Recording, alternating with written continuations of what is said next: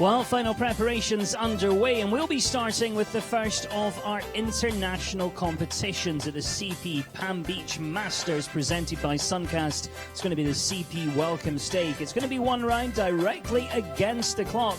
And we start and finish actually just next to each other. We start over the Suncast at fence number 1, and we're going to be finishing over the Boston Bruins Oxer at fence number 13. Alan Wade and his team have measured the track at 505 metres, and you've got to be travelling at least 375 metres a minute to make it home within that time allowed of 81 seconds. But it is a bit of a speed competition. I'm sure we'll see a few having a bit of a warm-up for the weekend, but some will be very competitive as well, and it's a strong field actually. Having a look through our drawn order today, we are going to see just under 70 partnerships come through the Palm Beach Masters Series Archway. So we'll be underway here in just 3 minutes' time.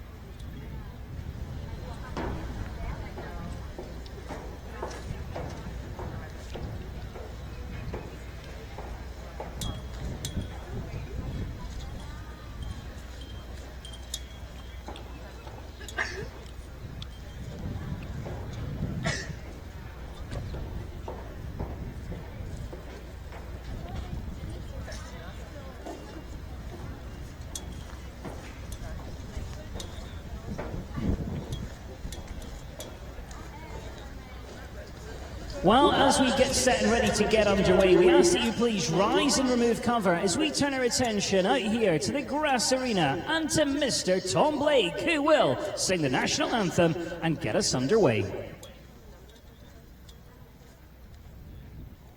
Where is he?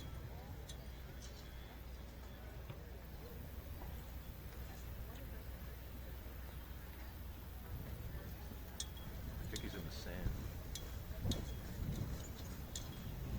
Oh, say, can you see by the dawn's early light what so proudly we hailed at the twilight's last gleam?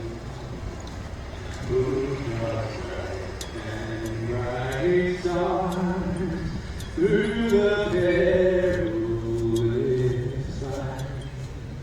For the ramparts we watched were so gallantly streamed, and the rocket's red flare, the bombs bursting in air, gave proof through the night that our flag was still there. Oh, say does that star-spangled banner yet wave for the land of the free and the home of the brave? Well, a huge thank you now to Tom Blake singing the national anthem and telling us that we are ready to be underway here in the first of the international competitions, the CP Welcome Stake. Just under 70 coming forward. Best of luck to all our athletes, of course, and we're going to be starting here with Andy Coker. And this is the horse that we saw over in the UK, actually, over New Year at a show called Liverpool Palm Beach Masters Series. Katie Stazak here. I could not be more excited to be getting underway with international competition at this stunning horse show venue. This is the CP Palm Beach Masters Winter Classic CSI 4-Star W presented by Suncast, and this is our first international event of the week. It's the CP Welcome Stake. A speed round, meter 45, 68 strong field of some of the world's best riders, all congregating here at the Jacobs family's Deer Ridge Farms.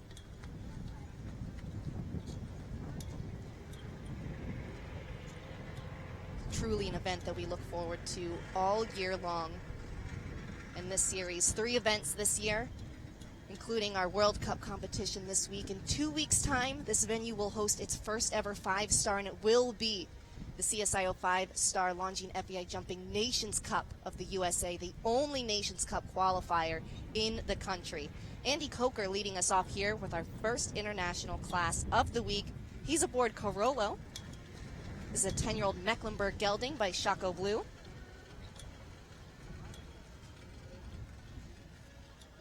Going to be our pathfinders today. Alan Wade of Ireland designing the tracks all week long.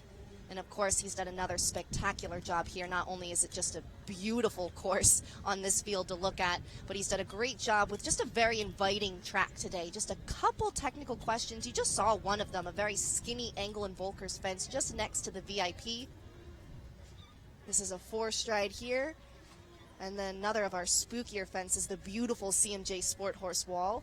A lot of options here with the numbers, long gallop lanes, lots of options on the numbers of those bending lines. Nice long gallop here to the double to our Longines Oxer. And again, it's an option for riders to get in the ring, get acclimated with these horses, prepare for the qualifier tomorrow. But if you want to go for it, plenty of options to go a bit quicker and set yourself apart for a nice chunk of this purse here today. Nicely ridden there to the wall. And the final fence here on course will be our Boston Bruins Oxer. Just going to take down that final fence, pick up a time fault as well here.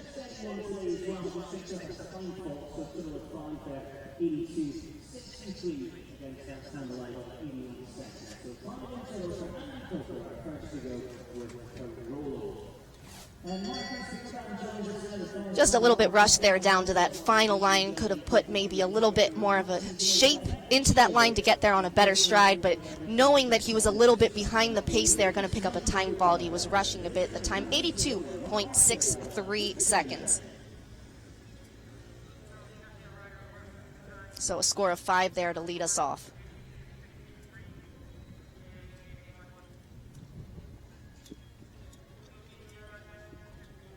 Marcus Beerbaum is the next in the ring. What a great field of riders we have here. This is Carlito's Way, a 9-year-old Holsteiner gelding by Casal, is owned by Artemis Equestrian.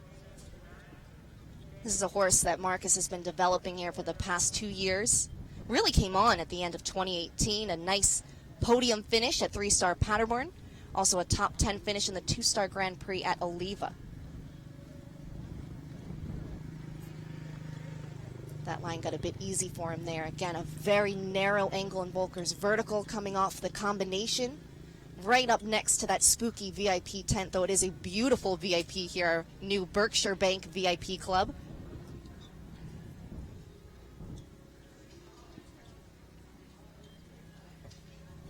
Again, you're not seeing anything too quick here early on. A lot of jumping to be had. This is a great opportunity for riders to get a nice school in. It is a very big, expansive, bold field. Some new jumps. Just so many unique elements to this horse show.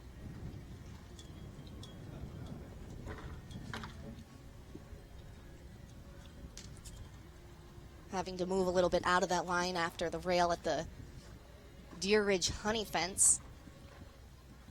And that line gets very easy at the end. A nice, quiet Oxer to finish up there for Marcus Beerbaum and Carlito's Way. They're going to finish up with 10 penalties here, 8 jumping, 2 on the clock.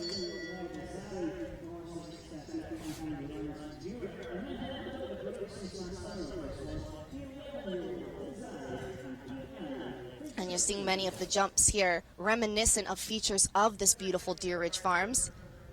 The Deer Ridge Farms honey fence is brand new to the venue this year. Yes, Deer Ridge Farms does make and bottle its own honey, and it's available in the VIP club.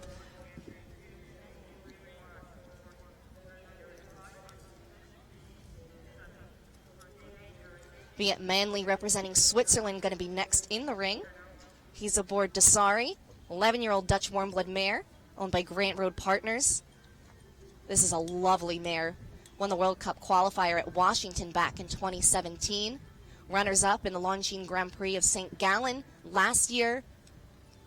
It's been a while, though, since we've seen this mare. Great to have her jumping in this venue. Lovely there to the vertical.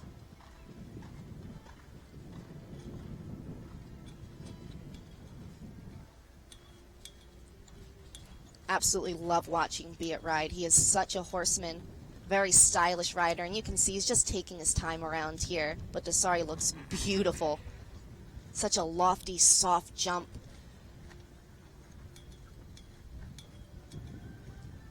Nice turn back to the double.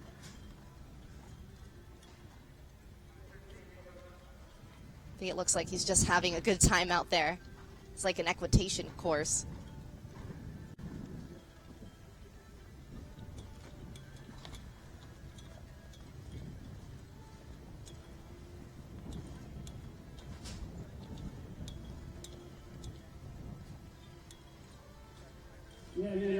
Well, the jumps were absolutely beautiful.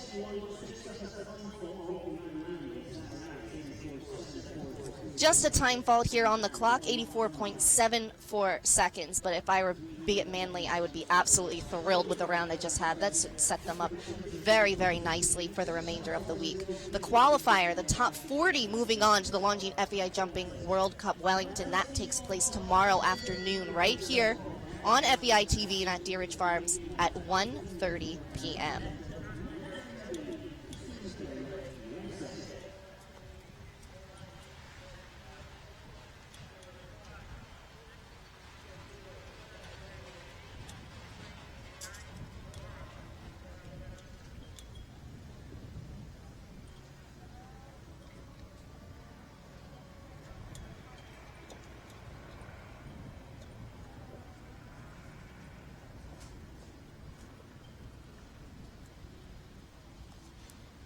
Chris McCrae joining us next. She's going to bring in her first of two rides today. This is her veteran partner, Nectarina B, 14-year-old Holsteiner mare, owned by Candy Tribble.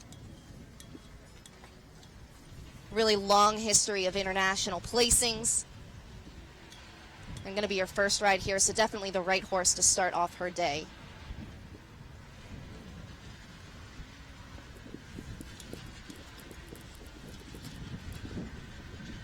And joining me now, Andy Coker is in the booth, our leadoff rider here today.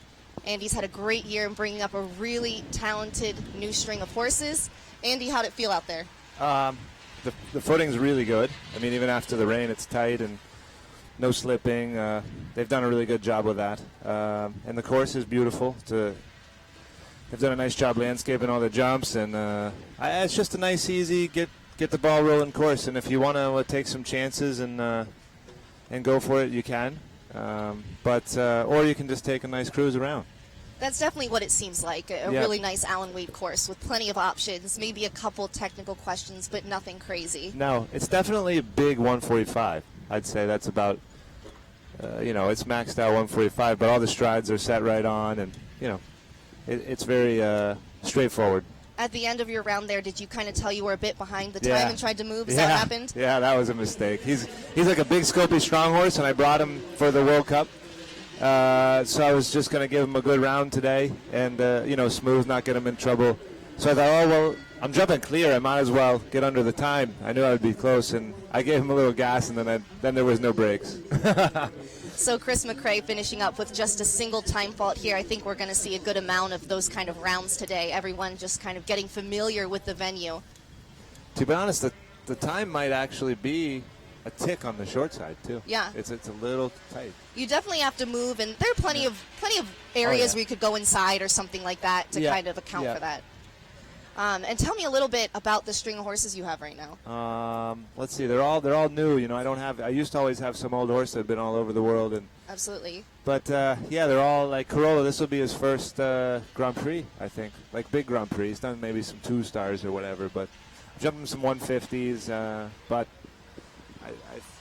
I'm hoping he'll have a nice shot at the World Cup this weekend. But my real goal is, just to give him, just to see if he can do it first. And if I have 1 or 2 down, I'll be happy with that score.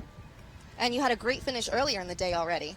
Yeah, I thought I was going to win that, actually, to be honest. And then Cormac, he did me in by a nose, but that was all right. I was happy. So that's a 8-year-old mare, and it was her first time on grass. And, the owner's first time to come to this show, and they loved it. They thought it was just, a beautiful place, which it is. And they really try to make this show special. It's definitely a boutique horse show. They have no interest in making it in a big horse show, but they really want it to feel special for the riders, and I think they do a nice job of that. They do a very nice job. Like this morning, I didn't know the rules, and I had 2 to ride in the 140, and you're only allowed to ride 1, Yep. and that's great, though, because it keeps it from having 200 in a class, Absolutely. Still plenty of international riders, though, and riders can have 2 horses here, and we've got 68 in this class today. We'll see plenty more tomorrow in the qualifier. Yeah. Right now we're taking a look at John McRae and his veteran, Aristoteles, 14-year-old Dutch warm blood, coming in on one rail. He has won a lot. Yeah. That includes the 5-star Socrates Grand Prix in September of last year. They're going to finish up with 5 on their scorecard here today. Has anyone even made the time allowed? No clears yet. Okay. No, Christy McRae was quicker than me, and she's still out of time. What's the time allowed, 81 or 80? I believe it's 80. 80, so it is a little snug.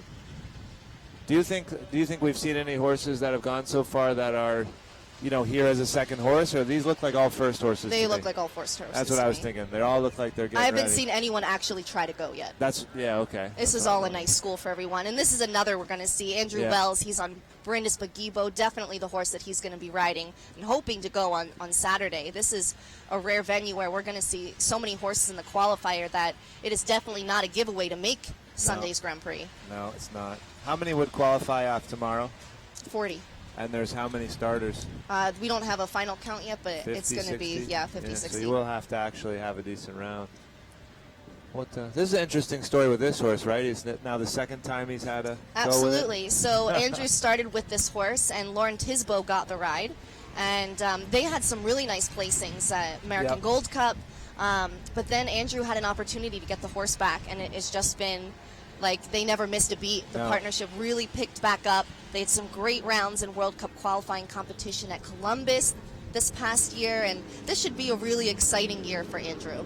So who's really up at the top for the World Cup points right now, and who's on the bubble? So we've got Molly Ashkali leading the standings for our East Coast. Of course, BZ automatically qualifies, winning the finals last year. It's pretty close at the top. Is there anybody like scrapping for some bottom? Oh, for sure. It's very close, 6, 7, 8. A lot of riders, I think, coming here just to kind of make sure that they're getting that spot. And others maybe hoping to sneak in. Andrew Wells picking up a rail at our new Deer Ridge honey fence and then just not liking where he was to the wall, so he's going to pull up and just give a nice school here. Okay, yeah, I was wondering why. I guess he's had just a few little light touches, it looks like, and that's... Yeah, he's just schooling, I think. It's a great opportunity to get in the ring, get a school. Yeah. If there's something you're not happy with, you fix it, and you have plenty of time to get ready for the rest of the week. He might have actually even wanted to get a few touches today. I don't know. I mean, it can certainly help you. Yeah, I got a good hard one at the end. Not on purpose. But anyway. And talk a little bit about some of the other horses you have. I know there's a mare named Avalon that you... Avalon, I think, is going to be a world-class horse. I think people don't see it because she's small. She's hot. She goes on. She cross-canters. But I've had her since she's 4, and I think she's going to be a real star. And we got Country Boy coming along. Yep. I think he'll be a star. By the time WEF's over, I'm going to be going all right. Well, you're gonna have fresh horses for the rest of the year. That's what I mean. I'll be in the spring good. So we're just, it's a little frustrating now. I don't really have a horse where I can say, I'm going to be competitive this weekend or next weekend. I'm not, but they're gonna. It's just a month or 2 away, and we'll start having some horses that'll be right there. Well, like you said, this is really a time where you're bringing up a lot of younger ones, and you've gotten very involved in breeding and have a lot of young horses. Have you enjoyed that development process more? Loved it. I really enjoy it. I don't know. I feel like you get a better horse that way. You know your horse is better. They know you better. You can get a lot more out of a horse producing them from the ground up.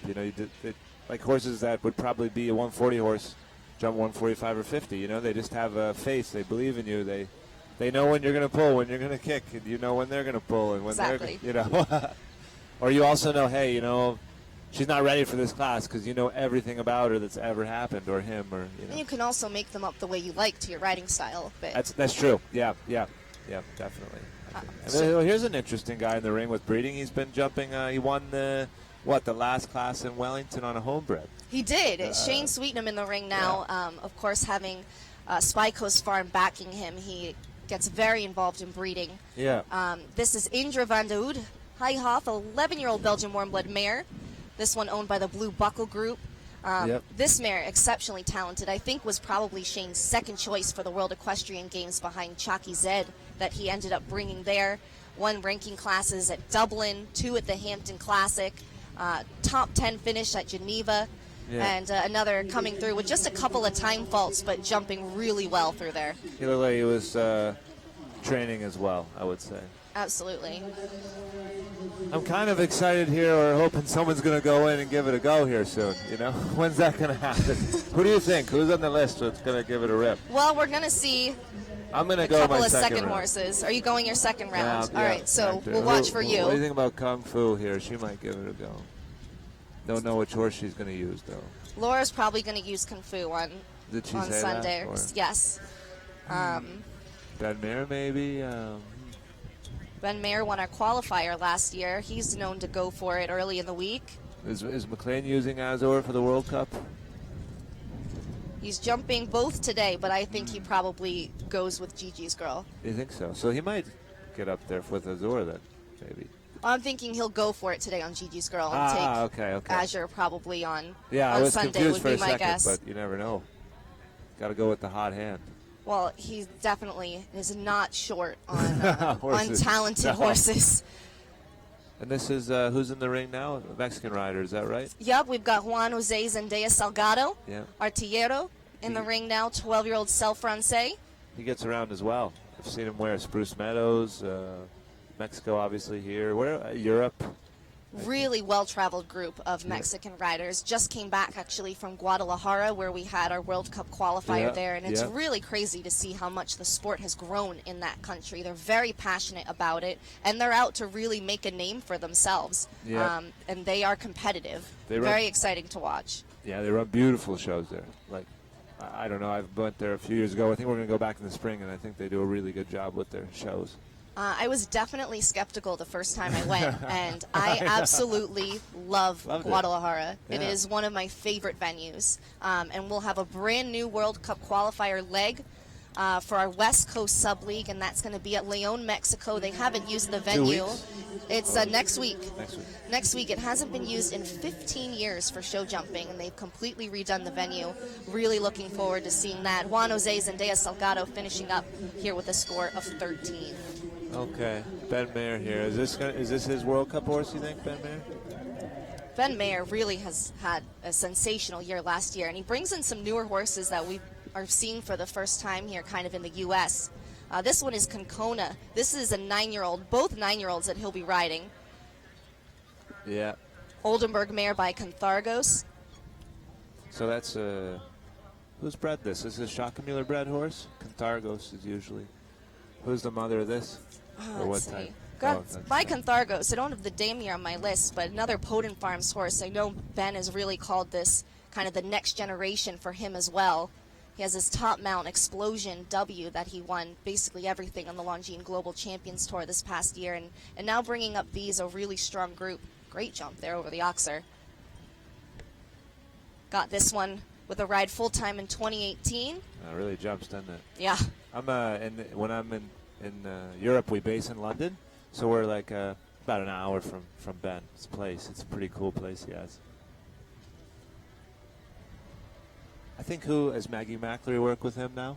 They're Well, Emily Mason has been his stable rider that's really brought up both of these, and then of course he has Emily Moffat with Poden Farms.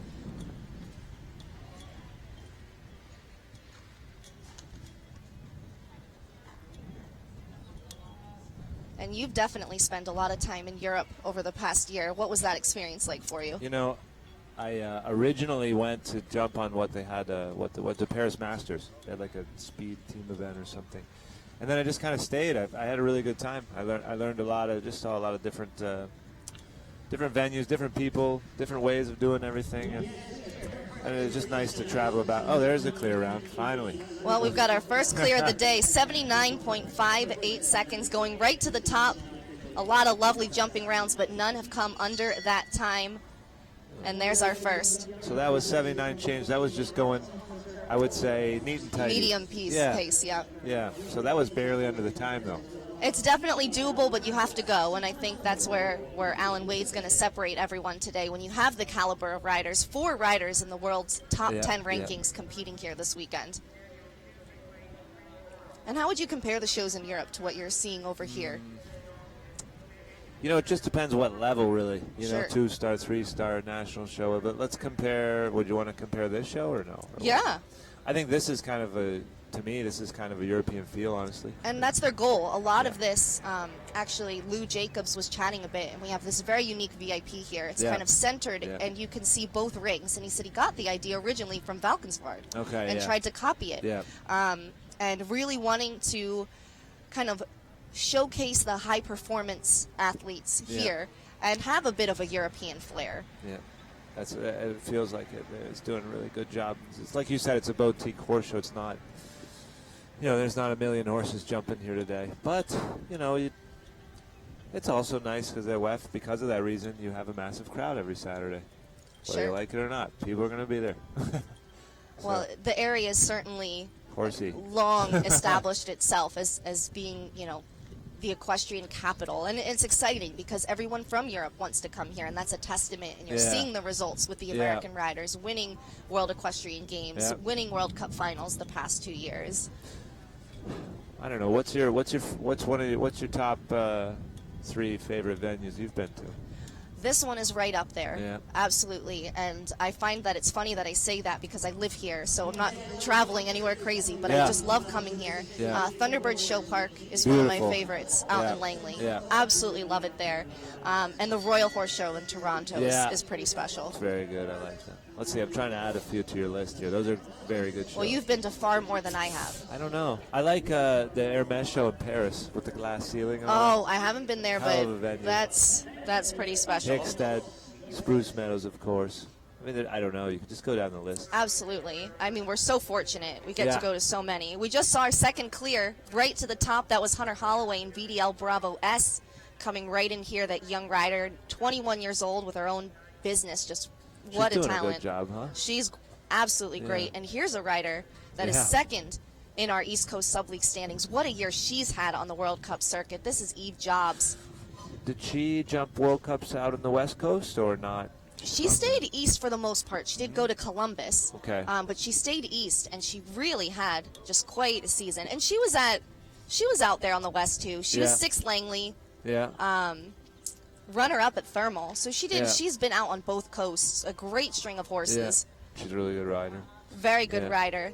This is Venue, 14-year-old Swedish warm-blood mare. Yeah. I like this horse. Little, not heavy, very like thoroughbred looking, you know. Would you say is that your favorite type, more the compact? I mean, I'm a tall guy. I shouldn't have big horses, you know, but I like little ones. Well, they're quick, and you're a very fast rider. So I prefer it. Yeah. I like a horse maybe doesn't have the biggest power, you know, the most jump, but one that can move its legs quick. Let's see. So Eve well on her way to going to her first World Cup finals. She has another here, Limbridge, that I might actually like even more than this one. Yeah. That's a bit younger, but just an exceptional group. So what's this here now? Georgina coming in the ring? Yep. Eve clears 78.56 seconds. She's going to move right into second. Great way to start the week for her. What'd she go in here? What time did she jump? We still really haven't seen somebody going all out yet. No. So it's the door's open. Absolutely. Door's open. Here's one that will probably see more of a school. Yeah. Chamor, 11-year-old Westphalian gelding, owned by Gotham Enterprises. This is a horse that Georgina really just got at the end of last summer and went directly into the World Cup classes. Great results. She is fully committed to going to World Cup finals this year. She's been very vocal about it being her goal. Top 5 at Sacramento, 3rd at Del Mar, top 10 Las Vegas. Wow. You know, when the East Coast based riders make the journey out west, that they're going for it. It works for you. It worked for me. Went out and won at Del Mar. Went to your first World Cup finals. What was it like there? At the World Cup final? Yeah, Paris. I've never been to a championship, so the whole thing was a big event for me. I had a good time. I had I think I had an older horse, and I think that the 3 days were 4 days, whatever, were tough on him. Absolutely. He jumped the first day good, the last day good, the middle day. I don't think he felt the best. He didn't jump a great round, but I learned a lot. You know, got to watch the top riders train. And you get to see top quality horses, right? Absolutely. So you learn something every time you go up a level like that. Georgina picking up a couple of rails here. Schomer just looking a bit strong. She said the rideability is the real issue here. She's worked on her steering and just looks like she's fighting a bit to get him back and where she wants him. Sometimes I wonder if not, I don't wonder, I know. You know, you get them out in this big, wide open grass field, and they're looking at the lake. They want to go. Yeah. Absolutely. Yeah. You almost have to add more bridle every time you come to a show like this. Have two ready. No, that's not working today. I don't know if that's her problem, but he does look strong. Yeah. She's definitely played around with bits. She actually said she ended up putting him in a plain rubber snaffle to hack, and it really just helped her get to know him all the way through. But he can definitely be strong, and she's going to have to fight here. Comes back well, though. And she's just going to school here and finish up on a nice note. And that's how I should have jumped the last fence. Instead, I just went out. Always got that competitive streak in you just a bit. Yeah. All right, who we got? Oh, Daniel Coyle, my good friend here. Well, Jordan Coyle's been riding a few of your horses. Yeah, Jordan actually, his first job in America was for me. Yeah. Yeah. Yeah, it was a good story with him. It was, and now look at him go. So, a few weeks ago, I had spent 2 days at Daniel's parents' home in northern. Well, I guess it would be the UK, wouldn't it? Not Northern Ireland. Yep. But we looked at some horses with Daniel's dad, but really nice people. Well, Daniel had quite a memorable experience here at the Palm Beach Masters last year, taking the World Cup qualifier. That was with Sita. He comes in now with Quinton, a younger one, 9-year-old Dutch warmblood gelding, owned by Ariel Grange. Yeah. They were excited, this group, last year after this win. They were. It was pretty big for Dan. He was on quite a roll. Yeah. And I think it made him really stop and think about World Cup finals because it wasn't quite on his radar at the time. He didn't end up going, but I would think that would be on his list now and certainly a career highlight for him. Yeah. I remember when you won at Del Mar, you were pretty ecstatic yourself. Oh, yeah. That was a good day. What was that feeling? That was probably one of the best, wins. Just like the feelings how I felt when I came out of the ring after a victory. It might have been the best win I've had so far, honestly, ever. It was great, and there's always some personal stress going into it that people don't know about that adds to it, you know. Absolutely. It's very much a mental game as well, not just a physical game. Yeah. So you went to World Cup finals, your first championship. Then you went to Nations Cup finals. You sold the horse you rode there. It was doing very well. Yeah. But I know you value yourself as a businessman in addition to a rider. Really good rider, and that was quick. He actually did that really well because you couldn't say sitting in the box that he was flying. Right. Right? He did it smooth, and he's what is he over the? You took 6 seconds off the leader. Absolutely. I mean, Daniel. 4 seconds. Okay, 4. Sorry, he did a really good job. Still pretty quick. And he is a quick rider, and that's what he's so good at. But yeah, no, I sold my horse after the Nations Cup final. I was a little sad because I didn't have a horse like that, but I was very proud of the job I had done with the horse. It's winning with the new rider, and that's how I make my living. I'm not making it off. I do some training or whatever, like most of these horse professionals, but most of my thing is producing horses and selling them. So. And I know Kahlua, that horse, was one of the first that you really made yourself. Yeah, it was. And it was a good story. It's just owned by a friend of mine in Texas, actually, and we just got lucky, to be honest. We didn't know at the beginning what she could or was going to be, but we just kept going. Well, here's a horse that is quite the resume, and we haven't seen her in quite a while. Double H Azure in the ring, 13-year-old Belgian sport horse mare, owned by Double H Farm and McLean Ward. This is the horse that won the World Cup Finals back in 2017 in Omaha. That was probably one of the most memorable moments for me being in person, was watching that. Yeah. McLean finally getting that World Cup win, and in North America, just getting down there quite easily in the 4 to the Longines Oxer. We have not seen Azure since Aachen. She got injured there last year, so she's coming out quite fresh, you can see, but looking very well and strong. McLean's going to give her a nice school, and what horsepower he has really allowed him to take his time in bringing this mare back and placing her in the right places. Yeah. It was an odd injury, actually. She tore a muscle on her side. They really couldn't tell for a while because it wasn't in the back. You know, couldn't really feel it. You know, How'd you even find that? Exactly. You know, it took some careful searching and a great team of veterinarians, and they ended up just shutting her down for the year because it was a decision time for which horse they were going to use for WEG. So they took Clinta. That worked out very well, and now going to bring this one back the way that they like. Was she what did they say she was showing any signs of lameness, or was it just not performing at the top? Well, it happened right at Aachen. I think they felt something, and you know, just wasn't quite feeling right. Yeah. They know the horse super well, and again, just getting a little strong here. Pair of rails, but nice to see her back. Certainly, so much talent there, and really the star power just keeps on coming here. Laura Kraut in the ring now as she brings in Kung Fu.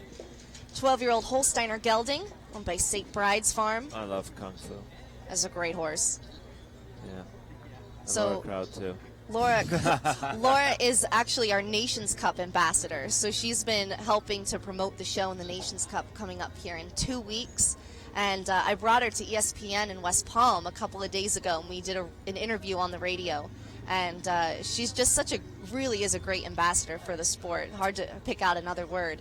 And the radio host there was talking about her Olympic gold, and you know, is there a competition between her and her partner Nick Skelton, who is 2? And she said she's ready to start the smack talking after Tokyo, hopefully. Oh, yeah? So that's the goal for her. She said she got the first gold, but then Nick went right out and got 2 after her. So what a team that is. Yeah, I can't imagine being Great like, jump out of at the home Oxer. and arguing over who has more gold medals. No, I have more gold medals.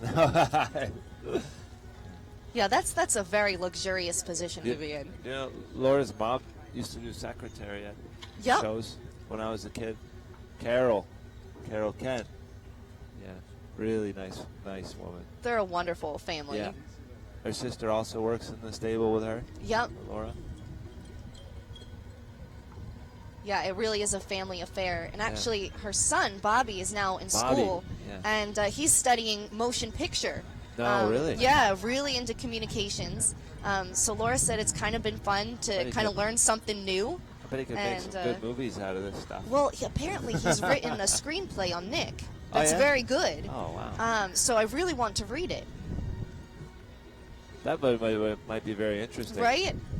I still love the way that Nick, like, you know, he obviously was a really good rider, won this, that, and everything, and then kind of called it a day after he got a gold medal. Oh, that's so good. Absolutely. Instead of I love that. I don't like you see these people, they just keep going, and it's like you're not the same. You know. Sometimes you have to know, Go but out a that's a winner. hard decision. Yeah. Like, could you just stop?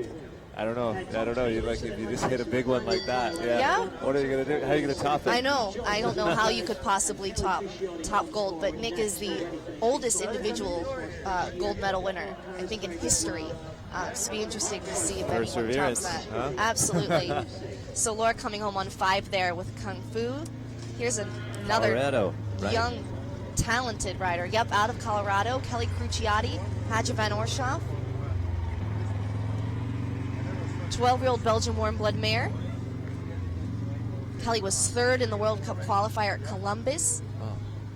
10th at Washington, 13th at Lexington, so one that's right on the bubble. Yeah, I was to say she must be sitting right on the hot A seat. good finish here can definitely put her in.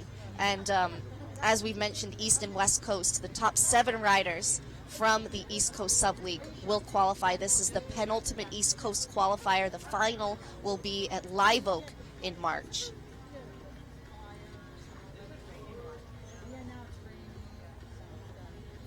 She's really like on her game and always focused, and I think, you know, steps up and wins a big class here or there. And she's, how old is she? 21.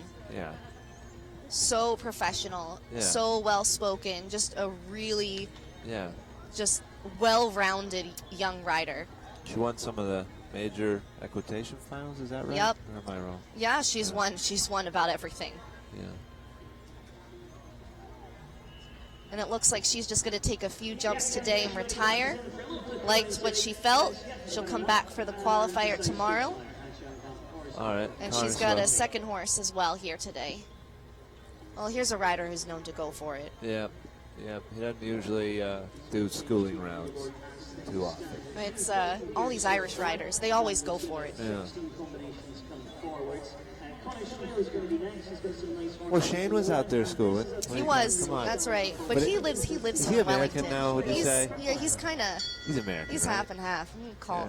Yeah. He is Irish. Amazing results of the Irish team, European know. championships, but he's kind of an honorary American, basing his business here in Wellington. Well traveled, but I'll give him. He's more of an American to me. Connor Swale brings in Rubens Lacia, 13-year-old self-run-say stallion. Nations Cup veteran, part of the winning team in May at Thunderbird. Won the 5-star Grand Prix at Tryon in October. Really tough to beat on his best day. And he's working on a decent rhythm here.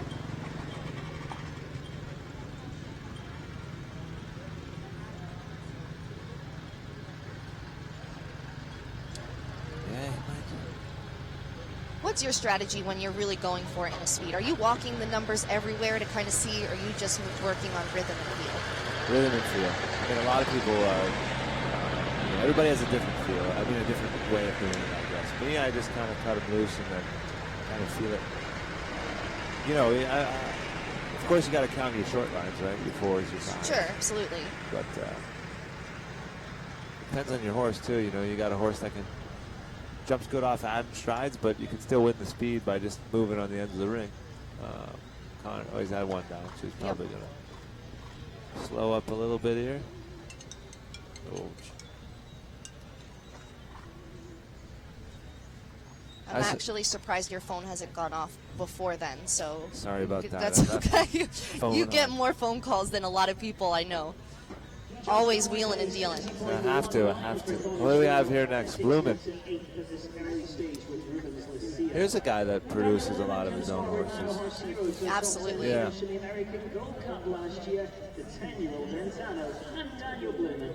Has he been having a good winter season so far, or? It's very new. It's a very new winter season. We're only in our kind of 4th or 5th week here. Yep. Really starting up in January, but Daniel always with a very strong group of horses. I like this one a lot. This is Antano, 10-year-old Dutch warm blood gelding. Last year was really the first year this horse started jumping kind of the bigger levels. Won a 5-star ranking class at Tryon in October. He's had him since his 7-year-old year. Oh, great jump there over our Suncast Oxer to start us here. A lot of airtime. Yeah, he's jumping good so far anyway. Daniel. Got a Hackamore on there. Yeah. Yeah. It's interesting all the bridles they have these days. Bits, bridles, Hackamores, you know, belly bands, boots. Are you into that stuff? A little bit, but I don't know. I guess it's you just try everything you can on every horse till you find the right thing. Absolutely. The equipment really getting so technical. Yeah. Kind of cool to see all the features, though. And the rules are changing now with the boots and everything. Absolutely. He's giving a good run here. He's not crawling. Is he anywhere near Daniel, or what do you think he's at? 55. He's going to have to hustle. I don't think so. Daniel's at 72. Yeah. He's not that far back. No. Right right there. It's going to be just over. Yeah. Right there, 72.80. Just over. They're going to move into second place. Really nice ride. Daniel Blumen and Antano. Quick announcement to let everybody know, between 3:30 and 4:30 today, there's going to be a happy hour at the High Low. So you've got one more to ride here in this class. Tell me a little bit about Hector. Hector's 13 this year. You know, he'd be more of a speed horse than my other one. Just getting to know him. I've had him 2 or 3 shows from Axel Verlooy, a Euro horse. It's actually his horse. Yeah, if I give the horse a good ride, he'll have a good shot today. So I could definitely go faster than 72, but I don't know about without knocking any down. His kiss of death, you know, it seems like every horse kind of has a jump they like to hit. He'd be, this vertical 4A will be a tough element for me. If I can keep him off that the rest of the way, shouldn't be too hard for him. Cormac Hanley in the ring now. Here's my nemesis from this morning. He won the 140. So we have our bronze, silver, gold, and platinum tours this week here, debuting our national classes for meter 10, 20, 30, and 40. Cormac Hanley won our first class here of the horse show. So that'll be the gold tour. What's that? That is meter 40 is a platinum tour. Oh, platinum. I brought a student too to do the 130, 35? What's Yep, that? so that will be a gold. Okay, all right. So they're loving it. It's their first time here. They're having a nice time. I mean, this is a horse show that I go to, and I'm working, but I'm always, man, I wish I could ride here. And sometimes I'm very thankful that I am working Give because. me a shot at the. Let me see if I could take a day and you ride. What do you think? I mean, Are we going to trade one day? I feel like I could do. I mean, the organizational part I might struggle at, but.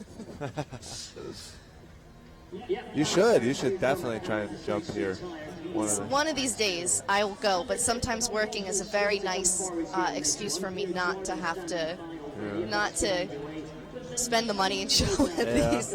What's the next? When are you going to get a chance to ride again then? I'm riding here and there, but it's pretty busy with the World Cup tour at the moment. I'm hoping in March I can get back in the ring. Get a little breather.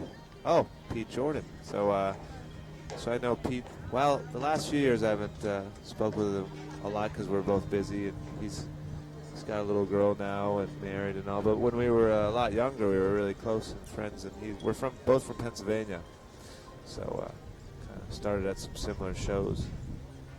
I think he's got a nice sponsor from Texas, or I could be mistaken. I'm not sure, but got a nice group of horses. He's got a really good coach now, Dennis Mitchell. Kind of a blast from the past, but awesome. Yeah.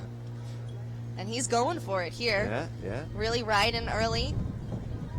This is a veteran horse here in Igor van de Grauberg. Is it? Where is this? What's the story of this horse? Well, he's had him for the past couple years, but he's been around for, the horse has had a myriad of riders, very experienced. Who had it before? He's been doing mostly national classes, so it's hard to see in the FEI rankings, but they jumped the World Cup qualifier at Live Oak last season. Okay. So he jumped some bigger tracks, but an older horse, 19, he's been around. So he knows this horse well, and Absolutely. the horse knows what it's doing. The horse looks great for 19. It looks really good. Really good. He's having a good round here. He could get a nice piece of the action.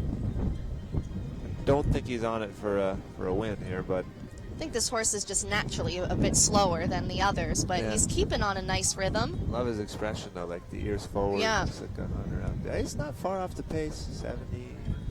So going to be third or fourth, or where? He'll be thrilled with that. 73.93 seconds. He's going to move right into third place. That was a good round. Really good round. I mean, there's definitely the opportunity for someone to step up. You know, a good round can get you a nice ribbon in here. Oh, yeah, Beezy now. She's pretty good. She's okay. She's all right. So we've got Beezy Madden in here now. What a cast of riders, just one after the other, really. Our current world champion, taking World Cup finals with Breitling. She won the World Cup qualifier at Washington. She won the World Cup qualifier this year at Lexington with 2 different horses. And her goal is what it was last year, is to make as many horses eligible to jump at World Cup finals, and then she'll make the decision of who's the best horse to bring when the time comes. which is such an incredible position to be in. She's also got Dairy Lou that's qualified, and now her next goal is to get coach eligible. So he'll jump here. Yeah, BZ's pretty good. So she's automatically qualified for World Cup finals, but she's in the top 3 or 4 of the standings just because she's won so much already in the season. So it's really mapped out according to plan for her.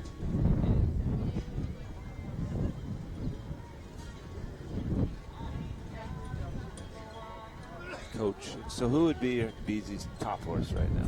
Which one? There's so many. It's kind of like McLean. She's deep. Right. So it's Coach, Dairy Lou, Schick, and oh, yeah, Bright. the gray.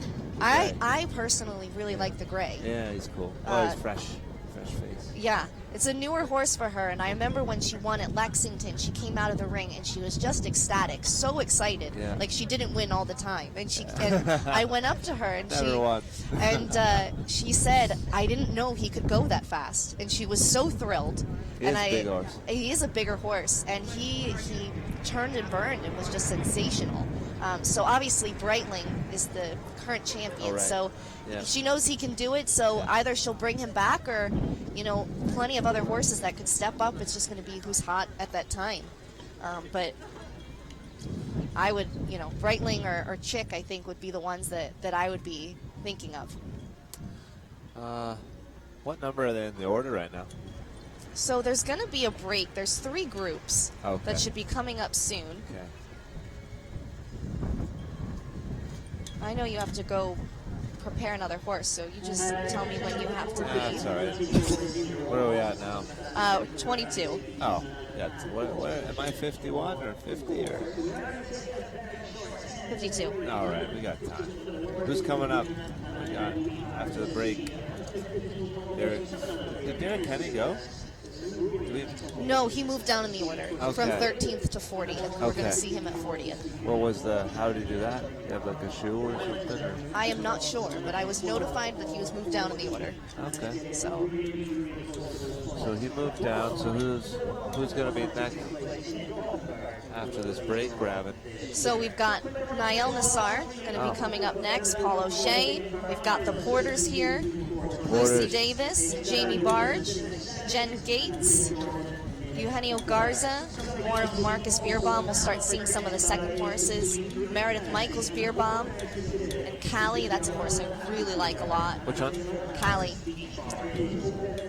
And what are they going to do now? Will they roll this field? Is that what they do in these breaks? Yes. Okay. So they're going to roll the field. So they try to get all the divots out. Yes. They'll kind of take care of the divots like at a polo match. They'll roll the field. Dan Carr, he's actually our show manager, but also running Westwind Surfaces, and he started out doing a lot of polo matches, so he takes a lot of things similarly from that and those experiences. So they really did a lot of work on the footing here over in the off season. We've got new footing in the sand ring, redid the grass out here. Redid the grass in the FEI schooling area. What do you think of that? How'd it feel out there in the schooling? Out there? Wow, that's really good. I mean, look how cool is this view we have right now, I was just going to say. This is one of my best views. And you warm up right on that pond, roll around it into this beautiful field. It's really so many details here. It is just stunning. Great to be here, and of course this is just the first of 3 shows that we'll have here at the 2019 Palm Beach Masters Series. This is World Cup week. In 2 weeks' time, it's the Longines FEI Jumping Nations Cup of the USA, the very first 5-star to grace Deer Ridge Farms, and then we'll have the 3rd annual Deer Ridge Derby, where we'll have some young jumpers, and then the hunters will take center stage for the International Hunter Derby.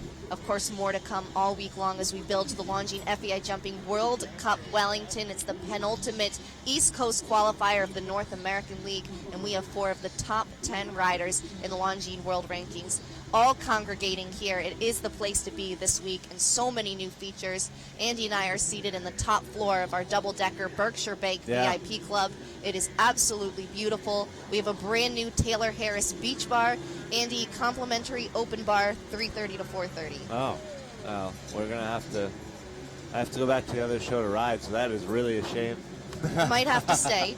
Stay. Cancel. So the Taylor Harris Beach Bar is our brand new lounging and dining destination here at Palm Beach Masters. It's open to the public. It's open after the horse show finishes, so an evening place to kind of hang out after the show's done. Yeah. We've got a brand new boardwalk boutiques, new vendors, lifestyle and equestrian vendors lining the Sand Arena. We've got LED lighting and signage on our Sand Arena, very European modern flair to it. New footing in the schooling areas. We've really pulled out all the stops, and it's great to see it all come together. So we are through our first group here in our very first FEI ranking class. It is the CP Welcome Stake. CP, the title sponsor of the 2019 Palm Beach Masters Series, presented by Suncast. So much here. It's a who's who. It's a what's what.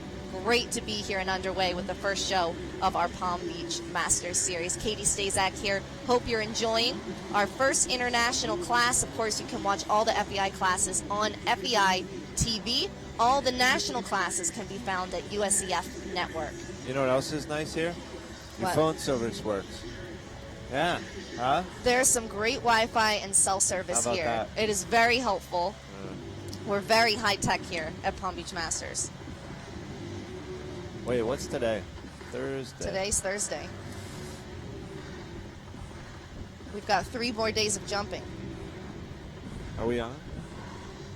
So we are going to take a quick break here. We've got a few more minutes while we take care of the field, and then we'll be underway with our second section. Katie Stazak here. Thanks for watching live on FEI TV and FEI YouTube. We're on Facebook Live, so join us. Keep watching. We'll be back underway in just a bit. I've got Andy Coker here. He's still got a second horse to ride, and he's going to be going for the time here because we've got a current leader. Daniel Coyle and Quinton, 72.34 seconds is our current leading time, followed closely by Daniel Blumen and Antano of Israel, and our top-placing American rider at the moment, Peter Jordan and Igor van de Grauberg. We'll be right back with you in just a few minutes.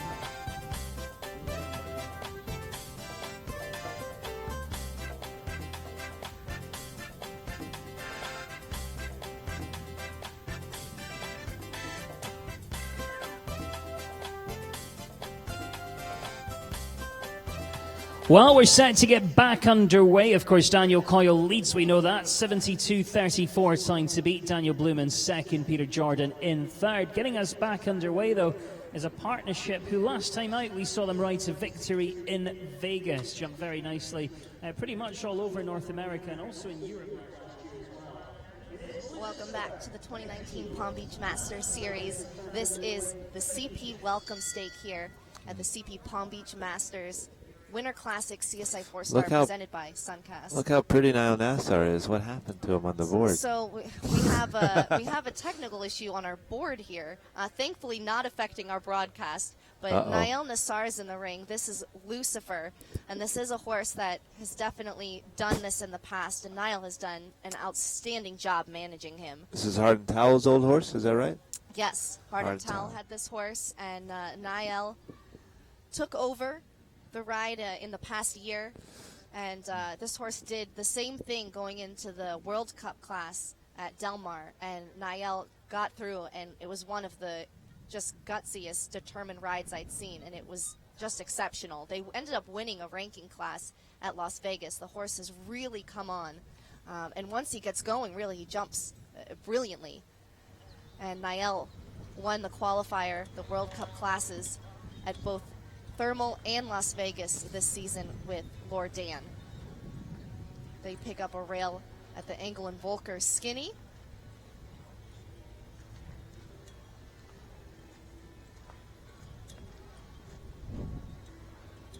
I assume this will be his World Cup horse, right? Yes, this is the only horse he's jumping here this week, and he's going to call it a day here and save him for tomorrow. Get a few jumps in, get familiar with the venue a little bit. Lucifer looking like he's still feeling pretty fresh, and he'll have some fresh legs for the rest of the week. And Andy Coker with me here. We were chatting a little bit during the break about there's a lot of big jumping classes this week to be had. Yeah, I mean, you have today's a nice 145, but it's a solid 145. And then we looked in the book and 155, 155, and then the World Cup's listed 140 to 165. It is. I don't want to jump that. 165. That sounds. Last year, I remember it was quite large when Alan Wade built that track, and he builds for the caliber of riders and for the occasion, and it's quite a group. There were only 5 clears in last year's World Cup, and I would expect something similar this year. I feel like he could just build a good 150. It'd be all right, you know. Paul O'Shea. Paul O'Shea, the ring now with Emerald van Voorhoff. He's got some experience here, Paul O'Shea. Yes, he does. Done very well. Went to the World Equestrian Games in 2018 with Scara Glen's Machu Picchu. That was his championship debut. Looks like he's going to take a nice school today.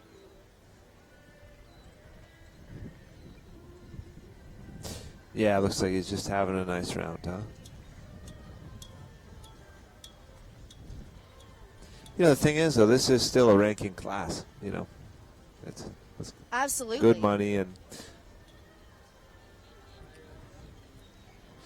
you know, to win this, what do you get, 50 points, right? Is it a D class? Yeah, D. Yep.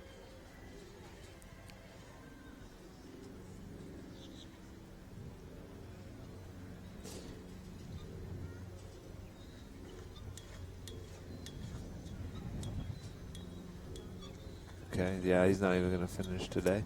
He's going to just school a few jumps. Yep. So who's next here? Any goers coming up, you think? Derek Henny. Derek Henny. For sure. He's a goer, but I'm not sure he'll go with this horse in Babalu. She's just coming back, right? Absolutely. First few classes He's back. very excited. I don't know that we're going to see him right now. He says in the order, but it doesn't look like him coming in the ring.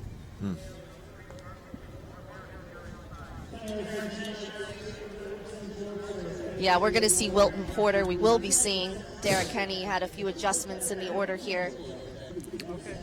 Now these two boys, him and his brother, they're all over. They're going to Europe and back here. And I think they actually have a farm in Holland. They do. They're very well traveled. They're funny too. Two of them. Great personality. They've been training with your own Double Dumb Yeah. out in Europe. At one point, they absolutely dominate the young rider ranks here in the U.S. In fact, Wilton's a 2-time individual gold medalist at the NAL North American Youth Championships. This is a horse he's had since the summer of 2017, former mount of Brazil's Yuri Mansour. The guy, Yuri's the guy always wearing the yellow jacket. That's right. That's pretty cool. We got the best photos of Yuri over our Boston Bruins fences because his jacket just absolutely matched the poles so well. Is he coming back down this season? Or not sure. He's not here. Yeah. Probably not then if he's not here already. Yeah, I would think. I mean, he's been here the past 2 years, so he changed up his schedule a bit. But nice to have the Porters back stateside and over here jumping. I know they were very excited to be here. I saw him at a lot of shows in Europe in the winter there, right before this. Frankfurt. Where else? A couple others I can't remember, but they're all over. It's great to see the change in their riding style. You can see that more of that European flair. They're sitting much taller and deeper in the saddle. Longer stirrups, you know. I tried that a bit. I don't know. I like to crouch up there, just let them roll on a little, you know. More of. That's the beauty of the American style and the variety of styles. Is that there's no one that's best. It's whatever works for you and whatever works for the horse.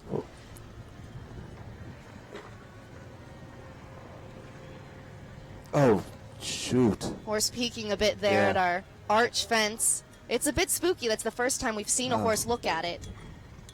Yeah, surprising. After we just saw that, it is surprising that that's the first horse this deep in the class that has even looked at it, you know? So all of the fences here reminiscent of places on the actual farm. So there's a new fence, that's the Deerage Farms honey. They actually package their own honey now. That's our newest fence. Package your own honey here at this farm?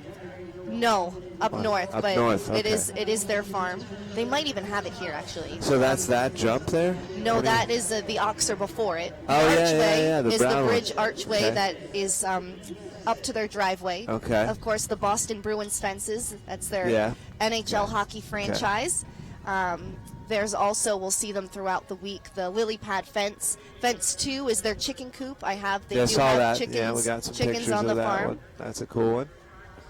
And here's Lucy Davis now coming in. Pony app, Lucy Davis. That's right. So Lucy, of course, known for going to the Olympics and many riding accolades, but she started her own business, the Pony app, and it's a farm management app, and she's actually going to be hopping up here to join me in a bit, and we'll talk more about Pony app because they are going to be hosting a tailgate here at Palm Beach Masters this weekend. What was their horse's name that went to the Olympics? Baron, Big Chestnut. Right? Yes. Yeah. This horse here has been jumping pretty good. This horse is really stepped up to the plate. It's hard to replace a horse like Baron, and this horse has done quite well. I love his jumping style. Super athletic. Jumped out of there great. Yeah. Hustles a bit, but gets out of there well. This horse was top 5 at New York. That was his World Cup qualifier debut. Yeah. Oh, yeah, watch that, actually.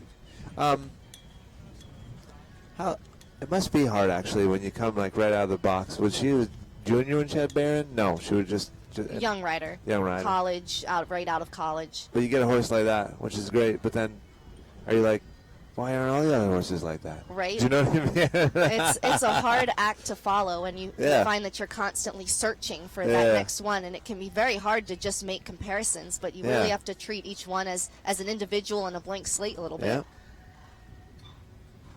Baron is actually here. It was the first time I've seen him in a while, and she has him out, and he's doing some of the smaller classes, and we'll see. He had a good bit of time off, but he's around and looks very well. Is he making a comeback, or they're just keeping him in work?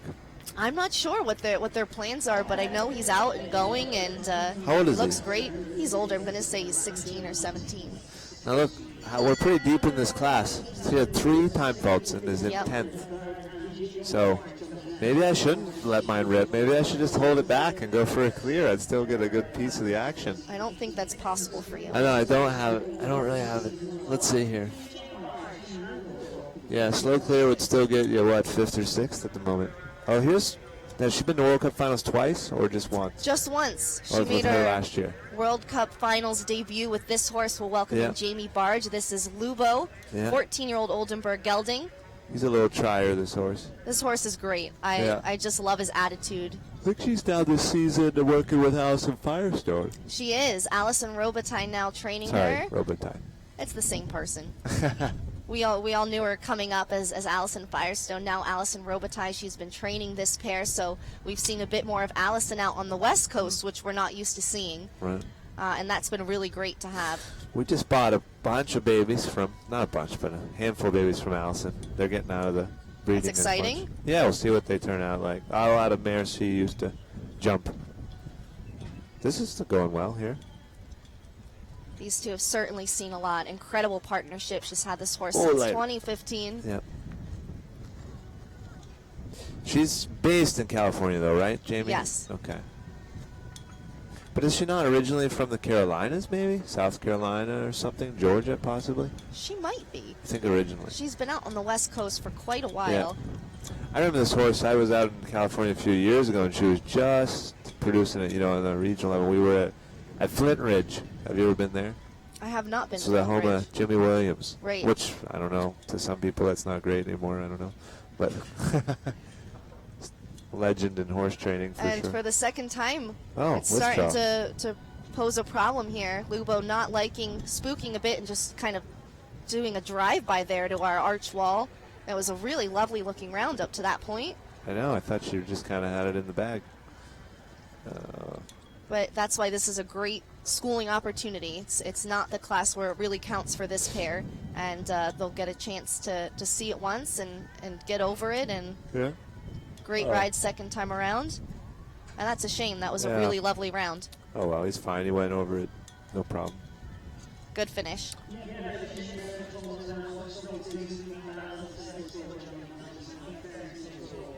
That was a bummer.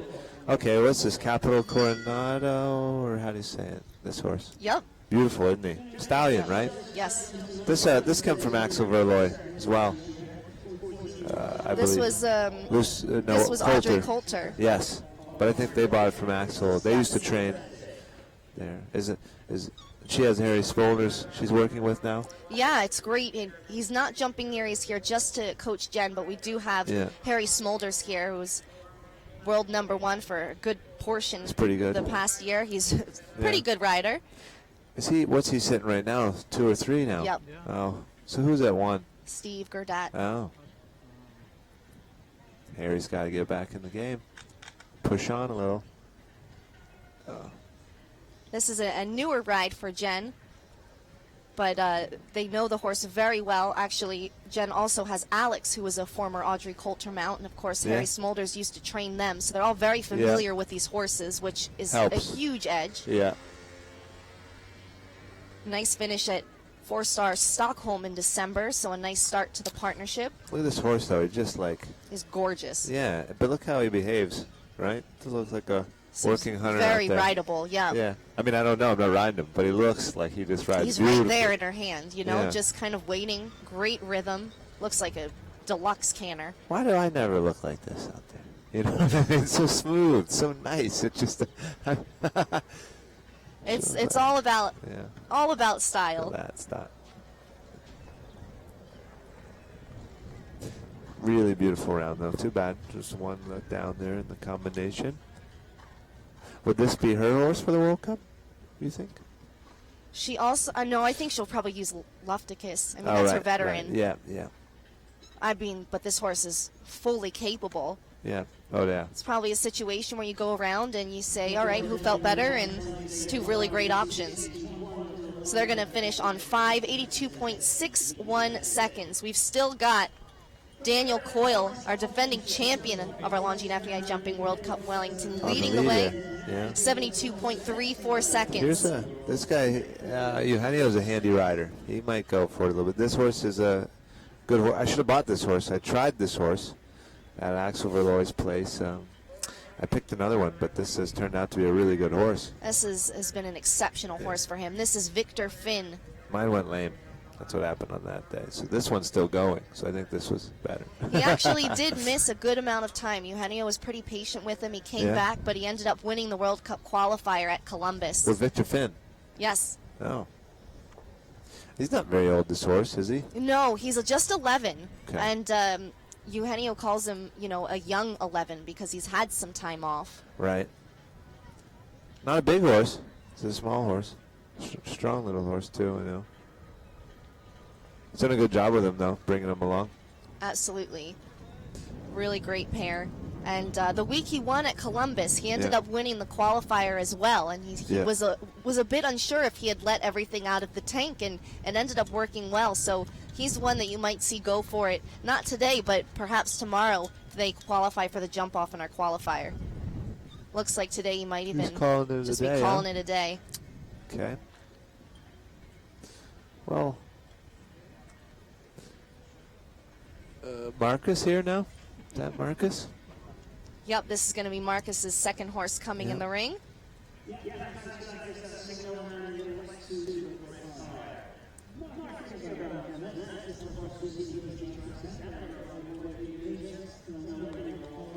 This is a partnership that I'm actually quite excited about. Brand new partnership for Marcus. This is Daylight VDL, which you're going to be seeing on your screen in just a minute as we get some highlights there from Eugenio's brief time in the ring, looking very well for the rest of the week.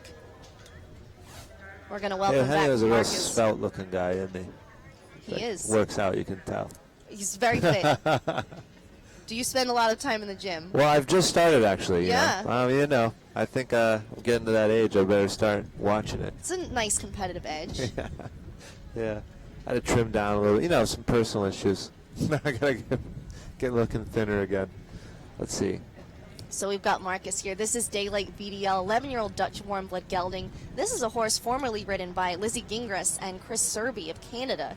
And this horse was runner-up in World Cup qualifying competition back in 2017 at Thunderbird. It's a really nice horse, and I think it's going to be a great partnership with Marcus. They've been just kind of schooling in some national meter 40s. This is going to be their first big step up together, and So this quite is exciting. a newer horse for him. Newer partnership, yeah.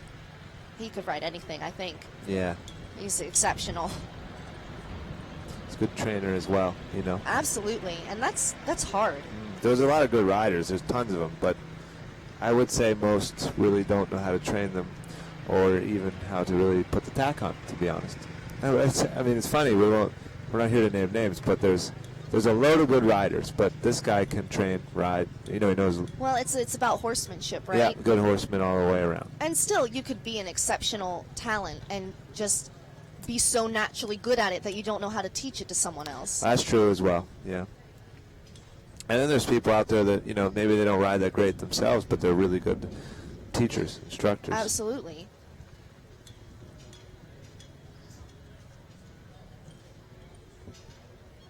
He's having a good round. Horse is Nice. jumping well. Yeah, just a nice, calculated school, but looking really well.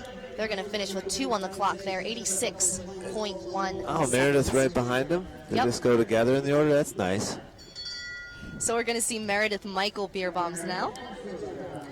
What do you think? Do you think that it gets competitive between the two of them or not? Well, I was just, as I said earlier, with Laura Kraut and talking about Nick Skelton. They were very competitive, and I could see it being that way, but hopefully it's a fun competitive and you're not getting overly competitive. But there has to be, when you are at this level and you have that competitive fire, there's got to be a rivalry. Yeah. Oh, yeah. Especially when you're helping each other, you know, when you don't, when one set and jumps for the other. You know, Absolutely. it's always that one's fault. It's nice to be able to place the blame on somebody else sometimes. Yeah, like, you didn't get my jump early enough. Oh, okay. So Meredith in the ring now. This is Callie, 10-year-old Westphalian. It's a horse she thinks very highly of. I really like this horse. Does she have a lot of results with this horse, or is this a newer horse as well? This horse, somewhat new, but really came on last year. Has the results. They jumped their first Nations Cup at Rome, first meter 70 at Aachen. The horse has done it, but it's just starting to. Definitely has the ability, though. Won a ranking class at 4-star Maastricht. I mean, all of their horses have so much quality. Yeah. And she really brings out the best in them. She's a very fun rider to watch. The horses jump so well for her. And she's a rider that really grew up, is U.S. based and went to Germany. And California, right? Is Yep. that where she's? Absolutely. And she went over to Europe. She rides obviously for Germany now, and she just really developed and embodied and lived that European style. And you know, it's, while she is riding for Germany, she was produced here, and it's great to see all the success that she's had in the sport.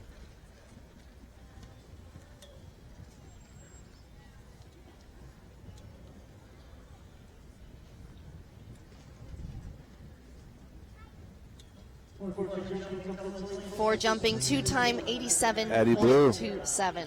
Eddie Blue. Everyone loves Eddie Blue. Come on. Oh, this horse is exceptional. Yeah. Yeah. We're going to see like some highlights here from Meredith Michaels. The horse was jumping, getting a lot of height. It looks ready to go for the weekend. Nice school for her, and now we'll welcome in one of the highest ranked horses and horse rider combinations in our country this past year. Here is Devin Ryan and Eddie Blue. I used to ride for a woman from Louisiana, Karen Cobb. She used to own him for a little bit before whoever owns him now. I think it's one of those moments where you're like, darn it, I sold that one, really? This horse is really incredible. Devin got him as a 5-year-old, and you know, you might think highly of a horse, but he really thought this horse was something from the beginning, and boy did he meet the expectations. I was chatting with Devin yesterday. He was second. Going to pick up an early rail here, just coming out on the first day, but they're second at World Cup finals. Yeah, that was of course amazing. Part of the team gold at the World Equestrian Games, and it was his first championship experiences. And I said, you know, even if you have a great year, it can't be better than last year. So I hope you've tempered your expectations a little bit. And he laughed and he said, What's he absolutely. It's like he's just going to take a courtesy fence here, just get a couple jumps in. Devin and I used to do the winter tour in Mississippi. No, we were on the Gulf War? Oh yeah, we would duke it out there. And the what would you call that? Like in other sports, you'd call it like the farm league. You know what I mean?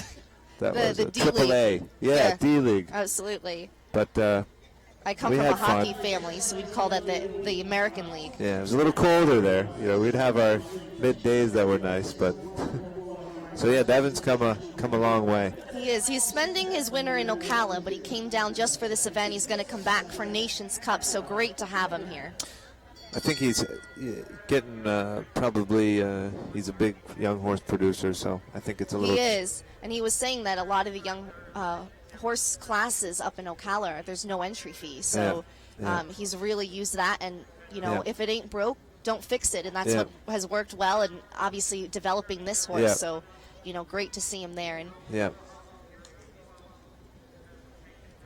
I'm not even really sure. We have a lot of young ones down, but we just. The nice part about being here is you can drive home and train them. You Absolutely. know? So we don't even have to show them. You know, it's just. So Erin Ballard in the ring now, and she's working off a nice pace from the get-go. She does look serious. She in got the ring glasses now. On. She's ready. This is Katoki's son Zed, 10-year-old Zangerscheid gelding. Erin riding for Alon Furter. She's had a great year. She went to the World Equestrian Games with Darko's Promise. Do you think she'll be going Israelian soon? No. What are they? What country are they all doing now? Yeah. Yeah. A lot of riders Israel. have changed. She's from Canada, very proud, and went and just rode for them. I don't think she's going to stay. No, but I don't know. It seems like everyone that rides for Alon, then they become Israelian or something. It's trendy. It's trendy, yeah. Erin actually had a bit of a health scare after the Royal, and it's great to see her back. Oh, Erin did, with the hand, right? She had a... Yeah, she just said, I think she might have been just overworked. She did not feel well, and she took a little bit of time off, and she's doing quite well. So great to see her back here. That was too bad with that pull down, because she was on a pretty good time. Like, she even slowed up and still was up 72 and change.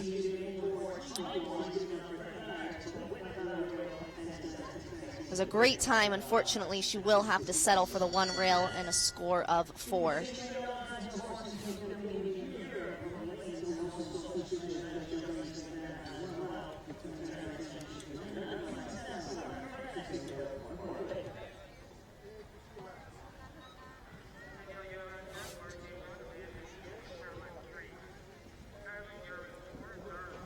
Fernando Martinez Sommer Next in the ring, this is Cor Bakker, 12-year-old Dutch warmblood.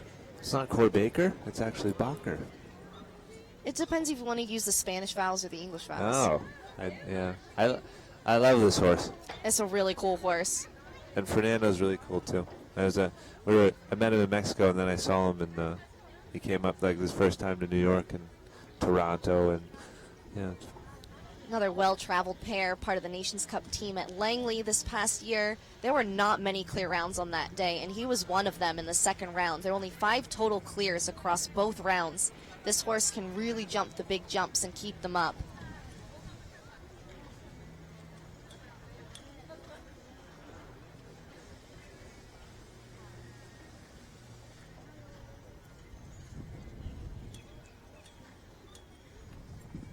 We were in Mexico, and I ended up being the translator because I'm not fluent by any means, but I can speak enough Spanish to get by. And I came back to the States, and I went to dinner, and someone went to take my order, and I went to order in Spanish. It was hard to come back. So you came back speaking Spanish? Yes. Okay. What other languages do you have? That's all I got. What's he? Oh, he's also in for a little schooling round. Happy with what he's feeling. He's going to save for another day. The hair's coming. We've got Danielle Goldstein next, and she does this all herself. It's pretty incredible what she puts together, and it's unmistakable when she comes up on your screen. Do you think you have to train with this hair a little bit though, so the horses don't think something's chasing them sometimes? Well, you're going to take a look at it now, and this is definitely the boldest hairstyle she's had. There's no chance that it would fit under the helmet, so it is out. And Danielle Goldstein, she's really into design. She loves, definitely loves to be bold. And I mean, I would just have to practice with myself the feeling, I think. It's got to weigh you down a little bit. And she's in here, though, with a horse that she knows very, very well. In Lizzie Mary, riding for Israel, jumped to the World Equestrian Games. It's won a 5-star Grand Prix. And, of course, the next goal for Israel, as Andy alluded to, a few riders changed nationalities she's American. to ride. And she lived in New York. Long Island, right? Yep. And switched over to Israel, was the first to.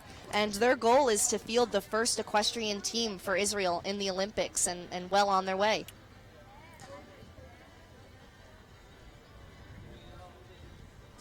All right, I guess my groom Sarah's telling me I better get to the schooling ring. She's on me, so I'm gonna have to. I've been having a fun time. You have a very great staff.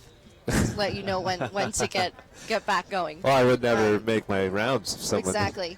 So where's Lucy? She's supposed to take my spot. Yeah, Lucy Davis is going to be joining us soon. I know she's on her way up. And we'll chat a little bit more about Pony App and her round. Andy Coker joining us. Thanks, Andy, Thanks and best of luck on your second horse. All right. Thank you.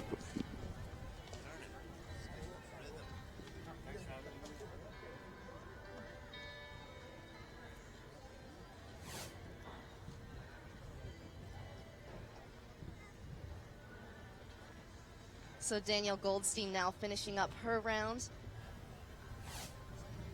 With Lizzie Mary, we'll certainly be seeing more of them later in the week.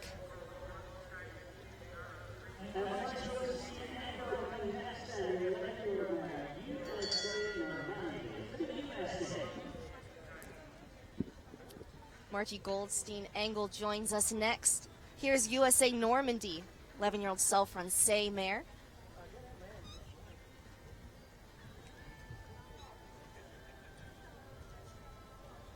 Margie has a pretty great string of horses right now. Her top two, of course, being Royce and the young Deaconess. This is a newer mount for her. They've just been partnered since the summer. In fact, her longtime friend, Nicholas Pyatt, agreed to sell a part of the mare to Angle. She asked several times. He agreed to sell a portion to her. And she's really enjoying the mare. And she's going for it here. We just had Andy Coker with us, and he's a rider that you always know is really going to go for it, just has that competitive fire. And I would say the same thing about Margie Angle. She is just one of the most competitive riders out there. She loves to go for it. She's bold. She's not afraid. And we're going to maybe be looking at someone to challenge our leading time here. We've had it been held for quite a while now by Daniel Coyle and Quinton. That time, 72.34 seconds.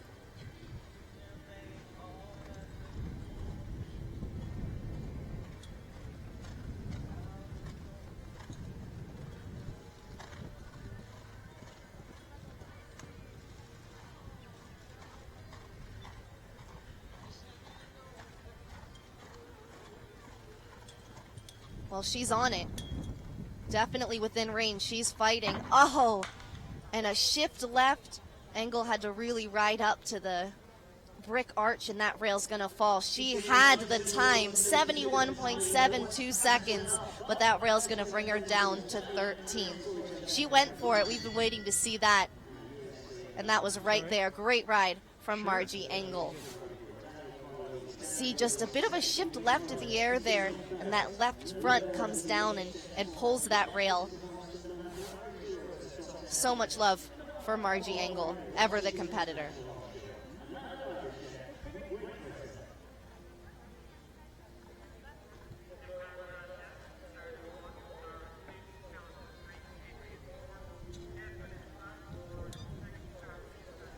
Amanda Derbyshire back in the ring.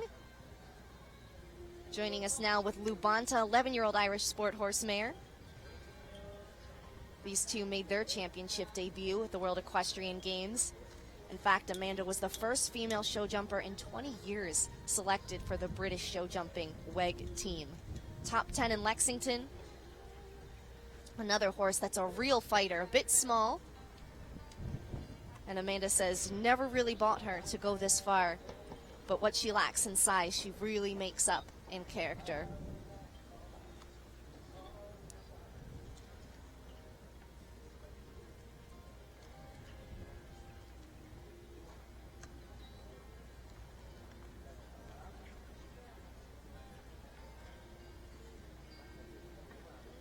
And looks like they're going to call it a day early here.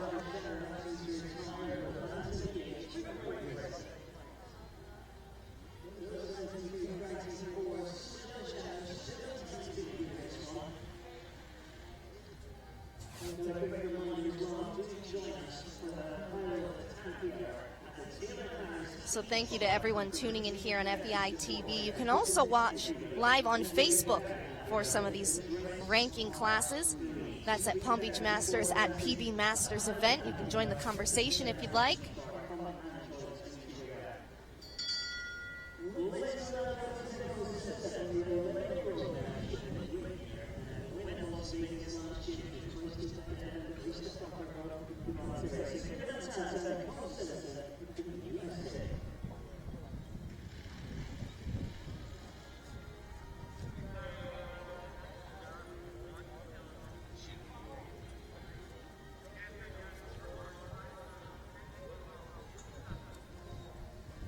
Nikki Shahinian Simpson in the ring now. This horse is a blast to watch. It's Akuna Matata, an 11-year-old Holsteiner mare by Cuinar, owned by Carol Rosenstein and Silver Raven Farms. They call her Nala. They've had a tremendous World Cup season, particularly on the West Coast. Great to see them East now. Top 20 at Thermal, top 12 Sacramento and Las Vegas, and top 5 at Del Mar. And it was the mare's first indoor season. Nikki really wanted to get her that experience to see if she'd be well suited to the World Cup Finals format, which of course is indoors in Gothenburg in April. And the mare passed every test. Looks like she can jump pretty well on the grass too, in those big open spaces.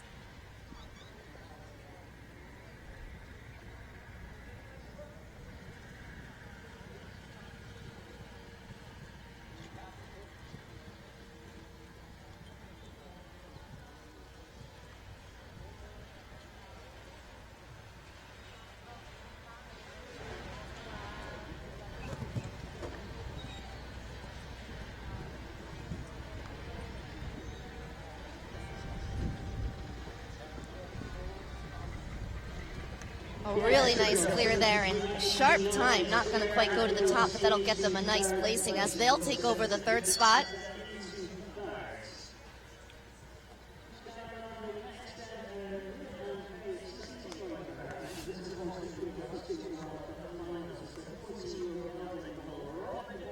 So Lucy Davis is jumping on. She's going to join us now. Hello. Lucy, what do you think of the course out there? How'd it ride for you? I thought it was a really good course. I am just using it a bit for a warm-up. My goal is to peak on Sunday.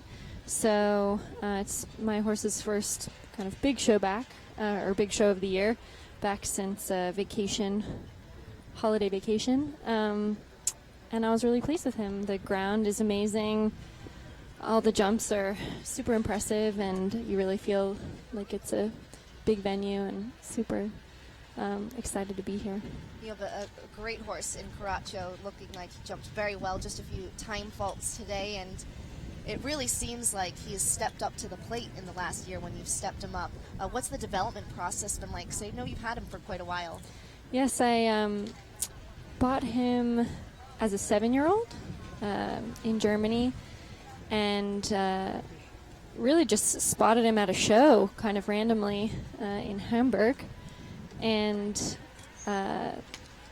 just loved his technique and how consistently he jumped every single time, just super correct. And so since then I've been really working kind of not to mess it up and just trying to introduce him to bigger and bigger classes at an appropriate pace, and he's just got the best mentality. I'd say that's actually his best characteristic. So moving up is no problem, and he's always trying. He has a beautiful jumping style. I mean, he's one that you really notice when he's out there in the ring. He's very photogenic. And of course, you've had your share of exceptional horses, and you're working with Pony App, and we went over for a meeting the other day, and Baron was right in the barn. He looks very well, and I've seen him out and going a little bit. What are you doing with him? Yes, I jumped him a little this morning at home. I'm just kind of trying to build his fitness back. He owes me nothing at this point, so really just want to take our time, get him fit, and start showing hopefully this winter. That'll be exciting to see. Yeah, I'm very excited. Having that kind of horse, Andy Coker was up here earlier, and we were chatting a little bit about it. When you're looking for a horse after that, is it hard? Do you make those comparisons? You know, when you've had that kind of just horse of a lifetime.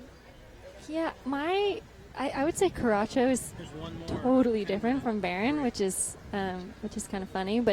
And I really, like I said, I just kind of spotted him at a show on accident. So it really is that cliche, like they come when you're not looking, and if you try and force a horse into a certain role, I guess like a person, they don't want to be it.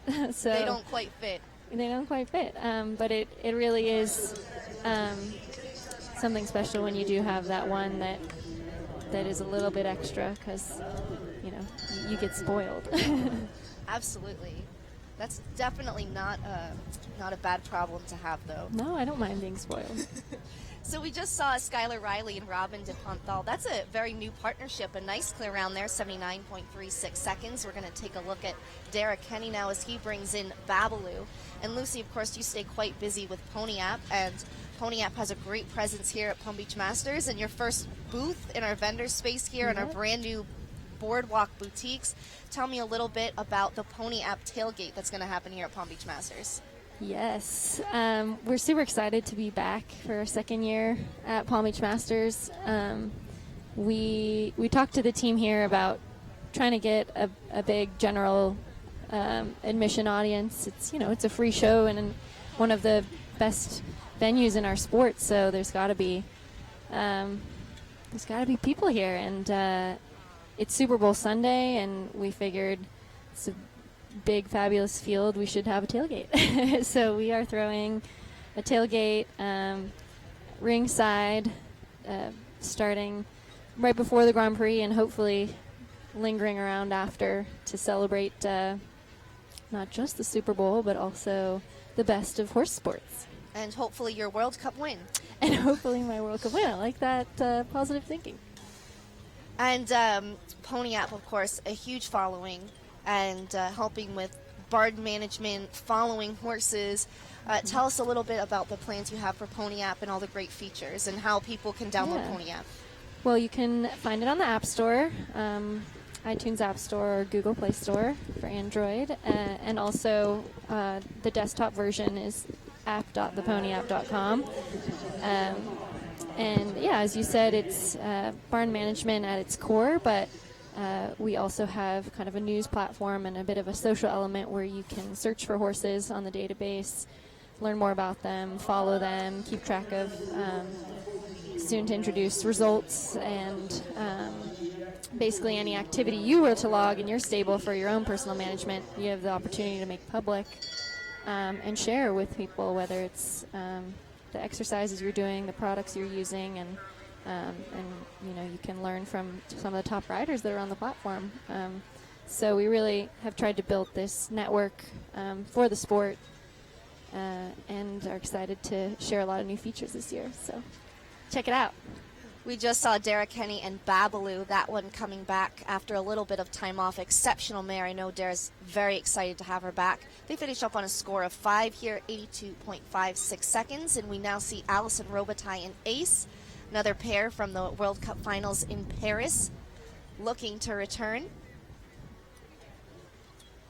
And Lucy, as a rider, you certainly know the features that you want to have in a barn management app. So what are the things that you really wanted to make sure were implemented when you were putting this together?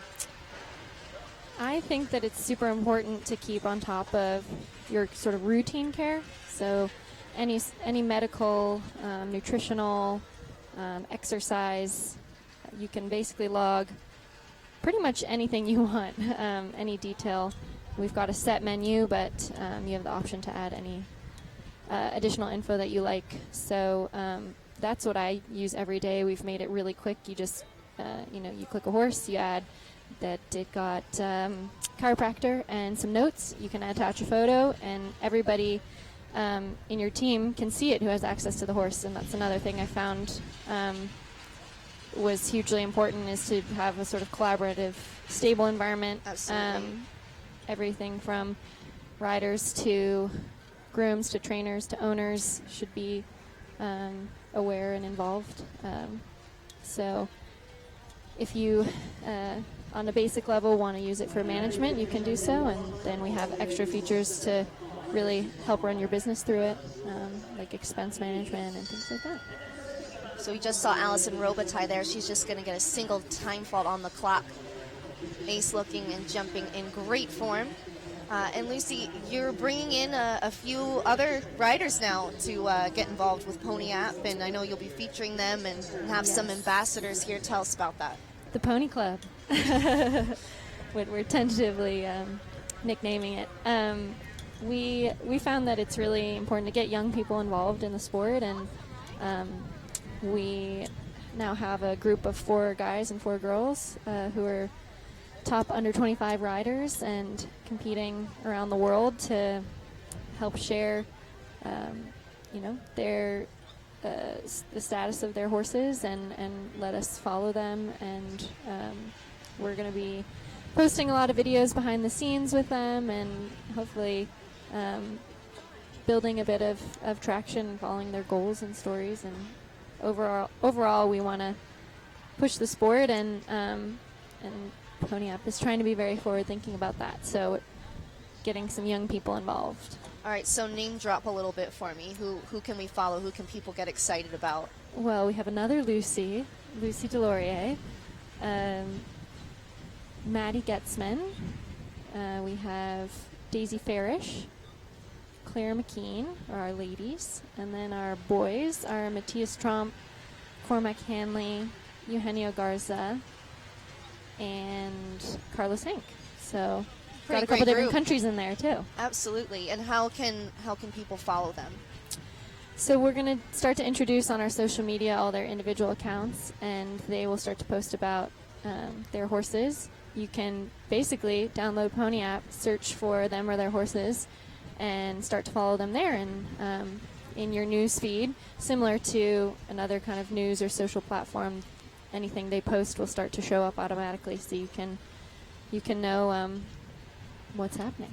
Great. And so you're obviously managing your stable and your riding, but there's also this business side. And I know you were talking about the other day how you had, all the equestrians. Monday's typically the day off, but on Monday you're going and you're having your office day, and that's your work day.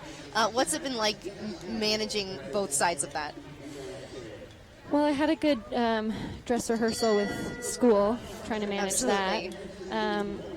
I would say it's actually much easier doing so in Florida because there's not a commute out to the barn. The rest of the year I live in New York City, and you kind of have to drive out to ride.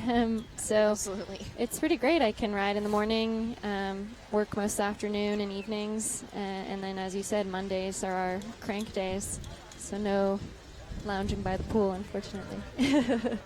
We just saw Adrienne Stern, that's a newer mount for her, and just at Gamble, they finish up on 9:97.39 seconds. In the ring now, we've got Katie Dynan, and this is a horse she knows very well now, and Dougie Douglas, 14-year-old Irish sport horse gelding. This is a fun horse, so versatile. He's won on grass, he's won indoors, and has just been a very consistent partner for her. And Katie, a 4-time World Cup Finals veteran, already at just 26 years old. And Lucy, you've had some great results. Is World Cup Finals something that's on your radar? It is. I'll see how Sunday goes. I think right now I will probably need a couple more points to really solidify a spot. I think my last World Cup final was Vegas, maybe? So it's been a couple years, and I would really love to get back. My first final was in Gothenburg, and I would argue that it's one of the best venues for it. The Swedish crowd is amazing, and the facility is pretty electric. So I will see how things go and see how my horse is doing and make a decision after that. And you've been on many championship teams. It's a lot of pressure.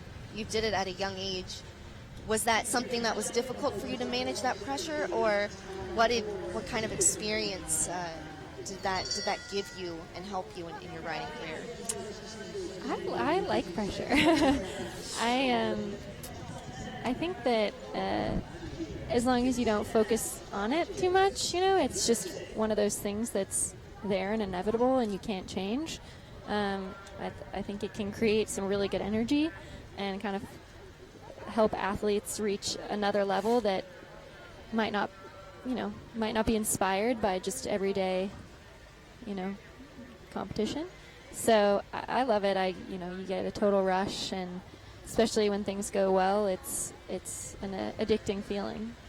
Well, they've gone very well for you, and hopefully continuing to do so. We're going to welcome in Charlie Jacobs now, and this is actually the first time that Charlie's competed here in a couple years. Of course, his family runs this horse show, and he's gotten very involved in management. And talk about juggling, he's also the CEO of the Boston Bruins, so a lot of traveling, a lot of juggling. He does it very well, a great businessman, and his family truly loves this sport, and he's in with his veteran Cassina S, 13-year-old Dutch mare.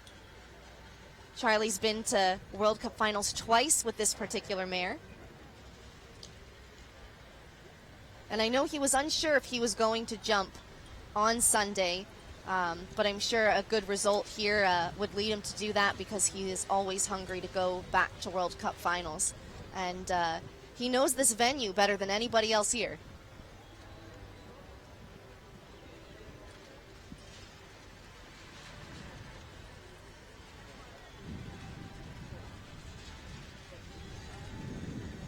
Lucy, what's it like riding out in this field, especially coming out here on the first day?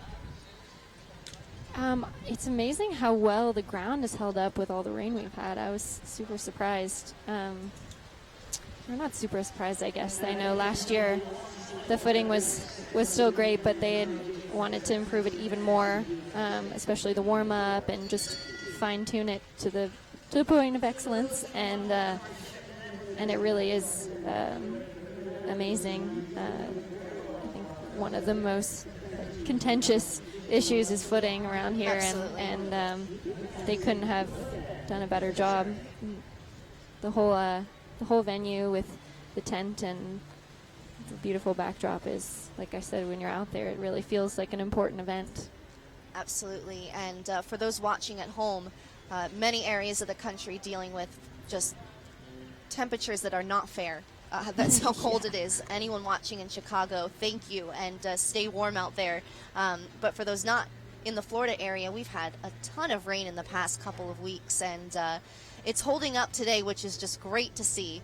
And the footing has held up so well, really a testament to the work that they've put in the off season here. We've got Wilhelm Genn in the ring now, and this is Bugatti, and this is a pair that's well on their way to World Cup finals, and they came out and won in Sacramento. They were second in Las Vegas, and what a horse. This is a horse that Wilhelm said, he wasn't sure if he was a meter 60 horse or a championship horse, and the horse just comes out and continues to tell him, no, I want to do more, and a great pair to watch. Those are my favorite stories. The ones that, absolutely. Yeah, the ones that are just fighters. So what are your plans for the rest of the season? I am planning to show here, hopefully again, during the Nations Cup week. I don't plan to be on the team, unfortunately, but would like to, again, if all goes well, jump at the 5-star with Caracho once more. And then I've got 2 younger horses I'm working with, just building up, along with getting Baron fit. So between that and Pony Up, I'm pretty booked. So just a single time fault for Wilhelm Genn and Bugatti. We're going to take one more break here to do some work on the field. Still leading the way, Daniel Coyle and Quinton of Ireland, and their 72.34 second time. Second, Daniel Blumen and Antano, Nikki Shahini and Simpson, and Makuna Matata taking third. We also almost saw the lead change hands with Margie Engel, but she had 1 rail, 2 fences from home. She did have the time. So it's possible. We'll see if we'll get that in the final group of riders that we have, as we've been talking about the footing. So important, and really something that everyone here at Deer Ridge Farms and the Palm Beach Masters has worked on improving, and taking extra time here to make sure it's perfect, and the same conditions for every pair out here. So we're going to take one last break before we return with our final group of riders. Lucy Davis, thank you so much for coming up here, and don't forget, if you're in the area, come out and join the Pony App tailgate. Yeah. Download Pony App. If you're out here at Palm Beach Masters, go see their booth on our new boutique boardwalks, and lots of exciting things coming up for Lucy Davis in and out of the saddle. Thank you so much for having me. Everybody stop by on Sunday. All right, thanks so much, Lucy. We'll be back in just a few minutes with our final few competitors here. It's the CP Welcome Stake here at the CP Palm Beach Masters Winter Classic CSI 4-Star W, presented by Suncast. Of course, the feature event of the week is the Longines FEI Jumping World Cup Wellington. That's going to take place here Sunday at 1 p.m. Super Bowl Sunday. Before you watch the big game, come out to Deer Ridge Farms and watch our wonderful World Cup qualifier. We'll be back in just a few minutes with our final group of riders.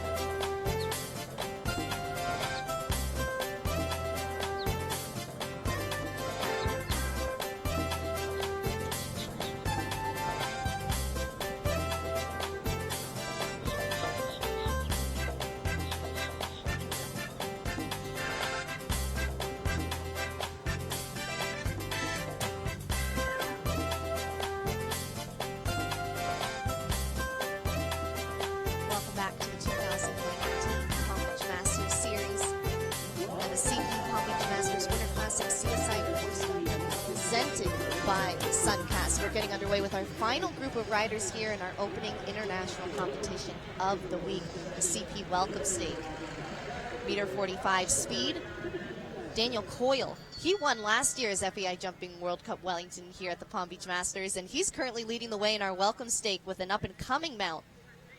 That's Quinton, the 9-year-old, currently leading the way, clear in 72.34 seconds. We've seen a few riders taking just a nice school, lots of jumping to be had this week as we do build up to the 2019 Longines FEI Jumping World Cup Wellington. That is the feature event with more than a $200,000 purse taking place Super Bowl Sunday here in Wellington at 1 p.m. Alex Granado is going to lead the way in our final group of riders. He's aboard Carlton W.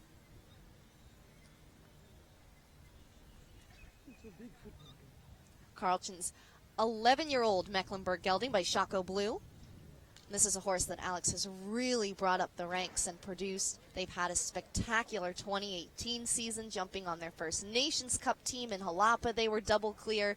In fact, they made their World Cup qualifying debut at this very horse show a year ago. So what a difference a year makes. They're coming in much more like the veterans that they so very clearly are. Alex, a very great rider, and Carl is not the easiest horse to ride. Spectacular jumper, but he can be a bit hot and strong, and Alex has just been so great with this horse in managing him and developing him the right way and really seeing the horse's potential. He's going to take things nice and calculated here today. A naturally quick horse. They've already had some great results to start their 2019 season. But it looks like today they're just going to take a few fences to get warmed up, and we'll see more of them tomorrow.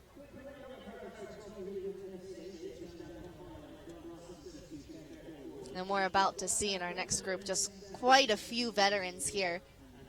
It's just been rider after rider, really. We have 4 of the top 10 of the world rankings here at Deer Ridge Farms. That being, of course, Ben Mayer, 7th in the world. McLean Ward, he's 4th in the world. Beezy Man in 9th. And Martin Fuchs is here from Switzerland, making his first trip to the Palm Beach Masters, 10th in the world, according to the Longines World Jumping Rankings. Couple highlights here from Carl and Alex Granado. Alex is going to be coming up here in the booth to join us in just a few minutes. He'll talk a little bit about Carl and the work that he does to help rescue miniature horses with the Peeps Foundation.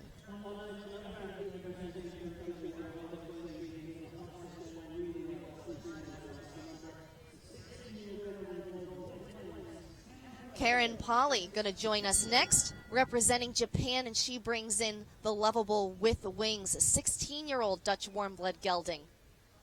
Horse that she's brought up from the U25 ranks to the World Equestrian Games, top placings at the 5-star level at Spruce Meadows, as well as across Europe. Undeniable partnership.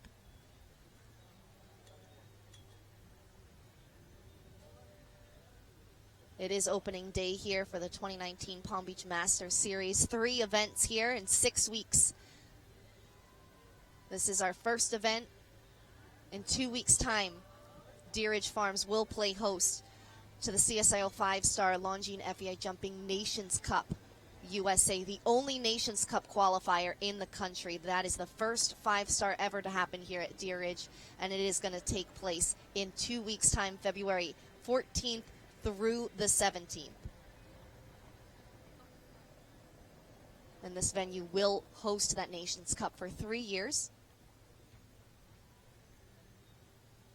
I'm talking to the Jacobs family, Lou Jacobs, Charlie Jacobs, Katie Jacobs, Robinson, all. It's really a family affair at this horse show, and their goal, and they've already achieved it, is to bring elite high-performance sport to this venue and showcase it. And they have. But long-term, they want this to be the home of the USCT, and they're on their way. They really make this event special. The focus is on the horses and the riders, and it's just a beautiful event.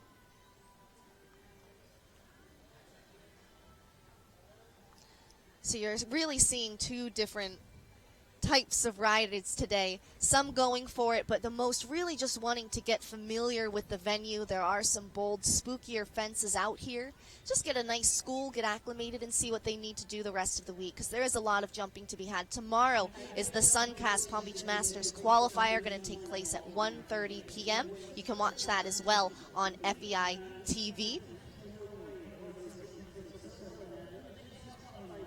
And USCF Network also providing coverage, Facebook Live, and wall-to-wall coverage with all of our national classes. We have our bronze, silver, gold, and platinum tours for our national divisions, jumping at 1.10 up to 1.40.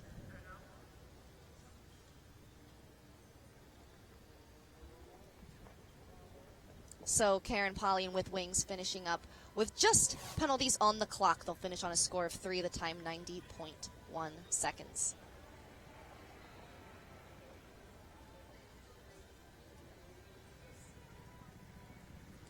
Lucy Delorier in the ring now, and she is aboard Hester. Another partnership that has just come all the way through the ranks up to Senior Nations Cup team competition, jumping at Nations Cup finals. But it's a very new year for Lucy. She is attending school at the University of Pennsylvania, so juggling being a college student. I talked to her earlier. She's really enjoying it, and she's, of course, commuting back and forth to compete, and thrilled to have her here at the Palm Beach Masters.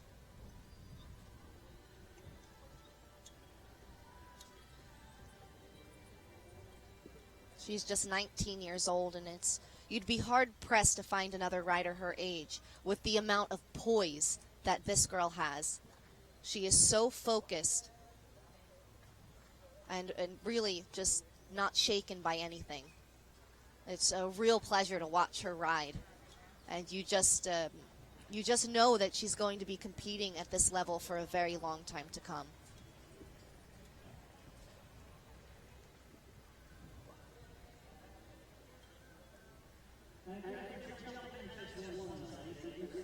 Well, she got just what she wanted out of that ride. Just a single time fault here, 82.14 seconds. It's 1 penalty for every 4 seconds over the time allowed. And, of course, Alan Wade designing the courses here all week long at the Palm Beach Masters. He is the official course designer for the Palm Beach Masters Series.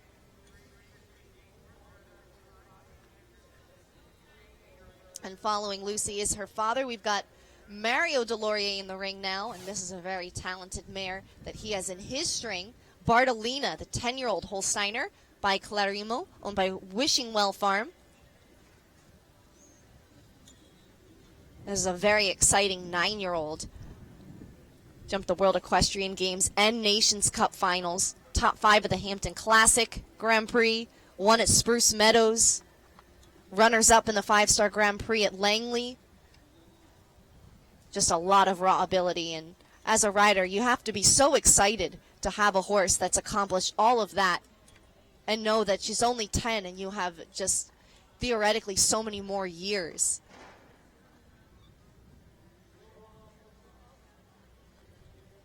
You know, the ceiling is just so high for a horse of this caliber. And they're going to take it nice and smooth around here, too. A couple of spookier fences out here. We've got, of course, the CMJ Sport Horse Wall. The beautiful brick archway fence is the only one that we've had a problem with from a couple of horses, just being a bit spooky about it. But really not too much, especially with the experience and the caliber of the combinations that we have competing here.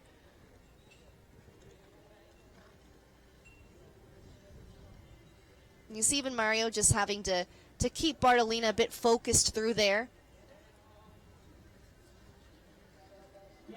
And they're going to come in under the time, 79.62 seconds in a clear round.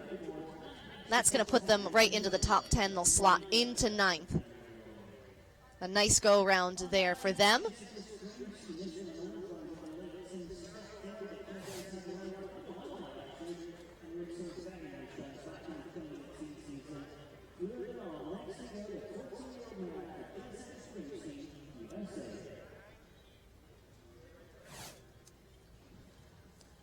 Jessica Springsteen will join us next. This is the 14-year-old Belgian warm blood mare by Thunder van de Zuidhoven. Floor de Lab. Jessie's back stateside after being primarily based in Europe. She's riding for Rushy Marsh Farm. This is a former mount of Tim Stockdale of Great Britain.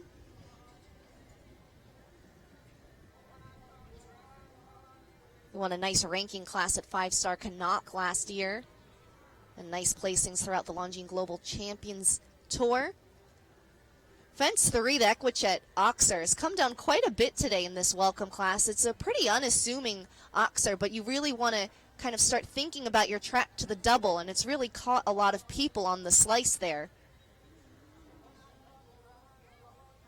Want to make sure you're jumping it straight and across.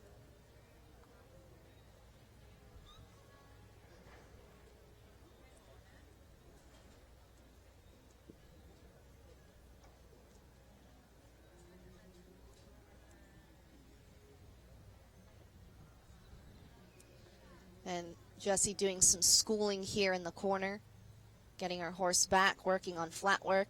You can see here she's not quite happy with how he's responding. He's swapping off his lead a bit, and she's going to circle.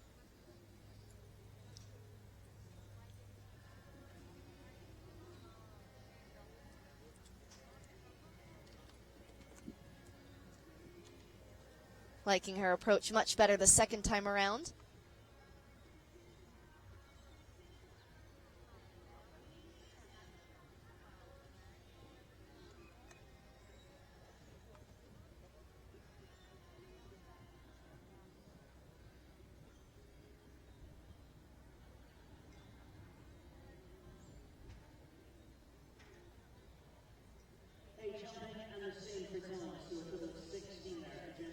So it's going to be 8 jumping, 8 time, a total of 16 for Jessie Springsteen and Floor de Lab.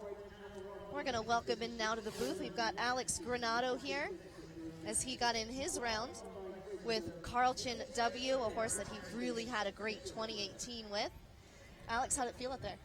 It felt great. The course is nice and flowing, set up for a good school today, but it's also a great track. There's been quite a few speedy rounds, so it's a nice, quick pace for your second horse, but I just wanted to school mine today, get in the field, and the grass feels great, and had a nice flow to it.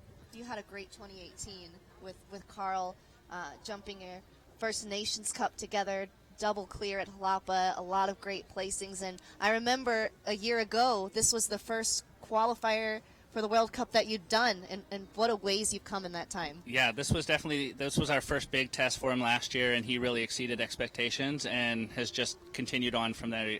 We had a great year.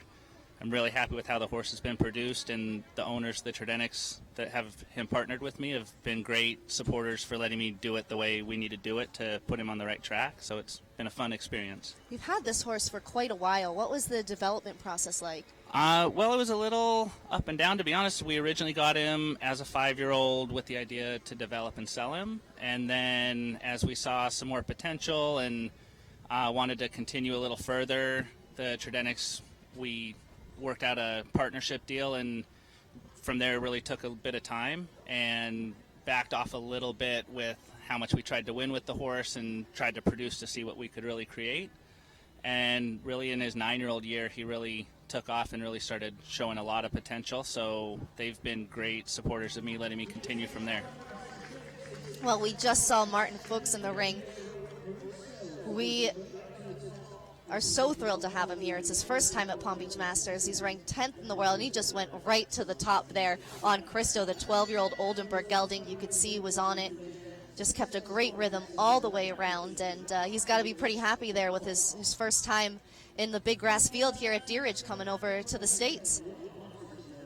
So, Alex, when was the moment that you knew that, or really thought, okay, Carl can really go to the next level? I think really in his 9-year-old year, I was getting some help from George, and we hadn't done anything in FEI yet, and there was a meter 50 class under the lights probably around week 9 of WEF that year, and so we entered him in that just as a bit of a test, and he wound up 4th. He was double clear and just handled it like it was another day in the ring. So that was really, I think, a turning point in my mind, that he was really developing into something, and that's where we took off from there, and the Tridentics let me make more of a plan and really develop on, and he's really just met every mark that we've tried to make for him. And I think it'd be safe to say that he's a hot horse. Just a little bit. So tell me a little bit about his character and how you manage that. Well, we try to let it manage itself, I guess, if you will. There's not a lot of things we would do different than any of our other horses. We're a little particular on how much we do with him as far as jumping. We do low grid schools. We'll occasionally jump a bigger exercise in between showing just to keep his fitness and his stamina up. But for the most part, we try to really focus on his flat work and making sure he's correct there and fit and strong and more mentally quiet. We almost ride him a bit more like you would a hot hunter. We try to really keep him mellow and the work long and low so his back is strong to support how he goes in the ring. And it seems to work very well. Andy Coker in the ring. He's working on 8 faults as he comes to the final fence. He wanted to go for it a bit on this mount. He was actually most concerned about 4A, and he kept that up. A couple other rails, though, coming down. He's going to finish on 75.03 seconds and a score of 8. Now, Alex, your farm is not the typical farm for a lot of show jumpers. There's obviously a lot of top quality horses, but there's a few others as well, and you and Josh Dolan working with and starting the Peeps Foundation, which rescues miniature and dwarf miniature horses. Yep. And how many of those do you have now? I've gotten to the point where I try not to count. We traveled down here. I know we came down with about 27 miniature dwarf horses, and then we also have our miniature sheep with us and our miniature goat. And we run a rescue and rehoming program for the Peeps Foundation with miniature horses, and then with the special needs dwarfs, we have a sanctuary where they come and they can stay with us long term, and we do a lot of corrective health care, a lot of corrective footwork and leg work with them to try to make them have a healthier, longer life. For those that aren't aware, explain a little bit about some of the shoeing issues that these dwarf minis can develop and about the corrective shoeing that you guys do. So from a young age, as the dwarves are developing, they'll have very slack tendons, which means they can't have the soft tissue support for the joint to develop correctly. So if you don't get on that in time and start with corrective shoeing and supporting those joints so that they can tighten up and develop correctly, what you'll end up with is a crooked joint that fuses, turning into crooked legs, and on top of their other body and health issues, it can really shorten their lifespan and make for a very uncomfortable, sore life. So we've had a lot of good success. We've had a lot of great farriers in the racehorse and show jumping industry that have helped us, and now Josh does a lot of the corrective shoeing himself. So what we try to do from a young age, using glue extensions and Polyflex shoes from Curtis Burns, is support those joints best we can, trying to avoid surgery since their bodies aren't really going to handle that kind of anesthesia and stress. Sure. So the more correct and the younger we can get them to support those malnormities, I guess you'd say, is we try to get on top of that. And we've had success from a horse where it goes from walking on the side wall of its hoof, you can see the frog of its foot, to walking with a completely straight foot a year down the road. I've seen, if you follow the Peeps Foundation on social media, which I highly recommend for your daily dose of cuteness, but also just to see some of those success stories, it's got to be pretty remarkable for you to see the before and afters. It even amazes me, and having done it firsthand, seen it firsthand over the years, I still look back at the original pictures of the ones we started with and am blown away by what you can create and how healthy a life we can really give them down the road. You know, they'll come to us hardly able to walk, some not even able to stand up, let alone move around, and so underweight because of that. And 6 months, a year down the road, seeing the health change and the attitude change in them has been a major reward. Absolutely. So we just saw Be It Manly and Galan S. They're going to come home with just 2 on the clock. 88.67 seconds was their time. The time allowed today, 81 seconds. We've got Chris McRae in the ring now with Dali Devai. And Alex, would it be safe to say that the horses in your barn get pretty barn-proof with the sights that they see with all the animals around? Absolutely. We like to think it's our secret weapon because they're fairly barn-proof. From the young hunters that Josh shows all the way through the Grand Prix jumpers, they see a lot on a daily routine that they think is normal now. So there's a lot happening here with the Peeps Foundation and Palm Beach Masters that we're very excited about. So if you visit some of our vendors on our boutique boardwalk, 10% of the proceeds is going to go to the Peeps Foundation and helping take care of those miniature and dwarf miniature horses that are not in great situations or need a little bit of TLC to get back on their feet. And then as well at Nations Cup in 2 weeks, the Peeps Foundation is going to be leading our Parade of Nations. We're going to have Peeps Foundation miniature horses representing each country for our Parade of Nations. We could not be more excited to have them. And there's also going to be a partnership with another vendor on site where proceeds will be going to the Peeps Foundation. They'll also be dressed up in some gear, and you'll be able to vote for your favorite Peeps Foundation miniature horse. And there'll be a nice contest where we'll be able to vote online. My personal vote goes to Annie, but we'll leave that be when we get started there. Plenty of really lovable horses at the Peeps Foundation. Alex, so what are your plans for the rest of the season? Well, this was one of my definite marks for our winter season, so I'm glad to be here again this year. I'm going to be competing as an individual Nations Cup week again. Super. And then from there, back at WEF, I want to hit a couple of the 5 stars later in season with Carl. And from there, we're starting to plan our summer season around hopefully some Nations Cups and some trips up to Spruce Meadows with him. Fantastic. Really been a great year.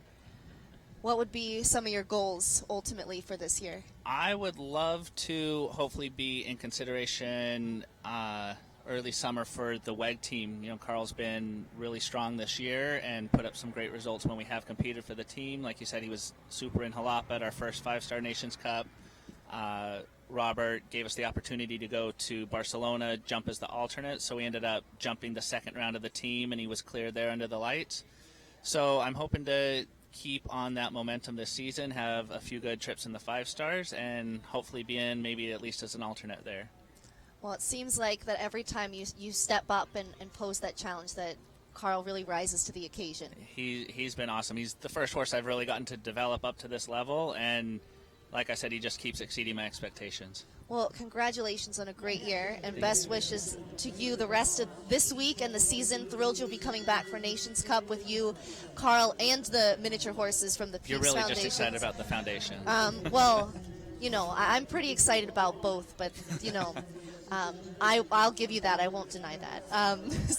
But best of luck to you, and how can people get more involved with Peeps Foundation or learn more about it? Definitely follow us on, like you said, Instagram, Facebook, our website. We've just revamped that, so there's a lot more information now about the rescuing and rehoming and who's available for adoption, but also our sanctuary division where you can learn more about the rehab that a lot of them go through. And we're also set up here in Wellington, so we encourage people to come by and visit and see what we're all about. It's the perfect visit if you just need a pick-me-up. Exactly. Absolutely. So before you head out, I'm going to put you on the spot a little bit. We had Martin Fuchs take over the lead here in our CP Welcome with Christo. 71.37 seconds. We've got a few riders left here. Do you think anybody's going to catch him? There's definitely some fast ones coming up, but, you know, I think where Martin was so slick is he just had a smooth gallop from the get-go. His horse jumped fantastic. So I think there's probably maybe 1 or 2 speed demons that if they really went for it and had a good trip and luck was on their side, they could pose a threat to him, but I wouldn't be surprised if that stuck in there as a win or 2.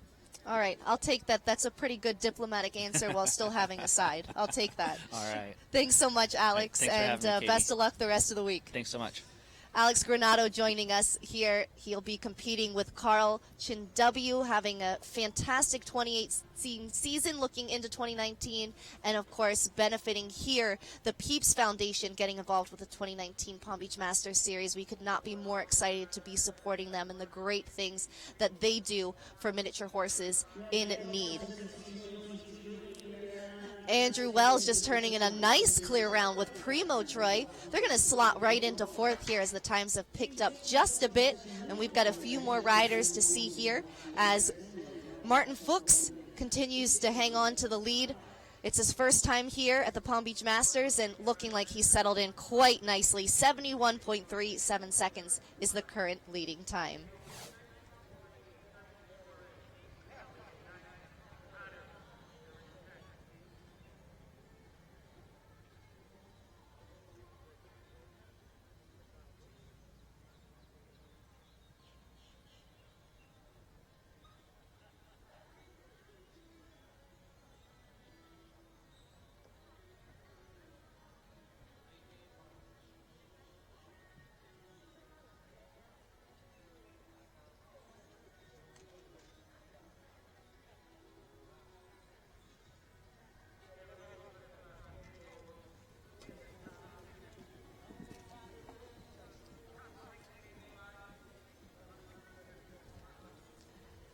Shane Sweetnam is back in the ring now. He had a really nice school earlier with Indra van de Hoedhoff.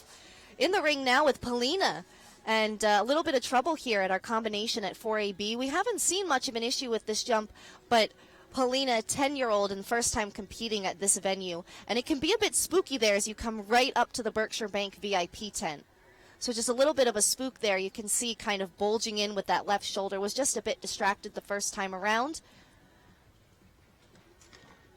And again, a little bit just shifting away there and spooking to that Engel and Volker skinny. They're going to pull that rail, and Shane's going to just give a good school now.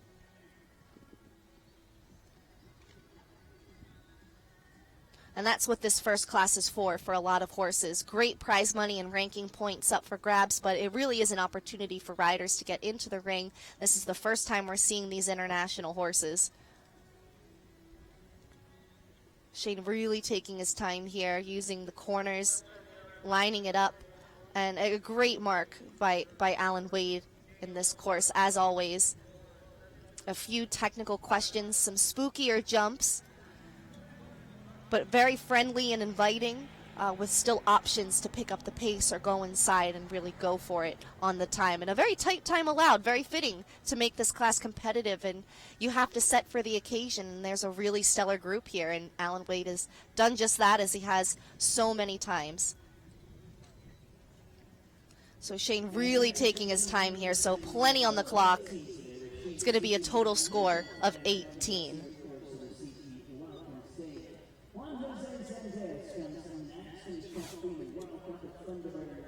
You see there just the trouble coming up to the vertical.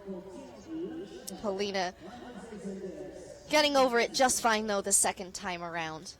And again, swapping there a bit, wanting to fall in. That was where that second rail occurred.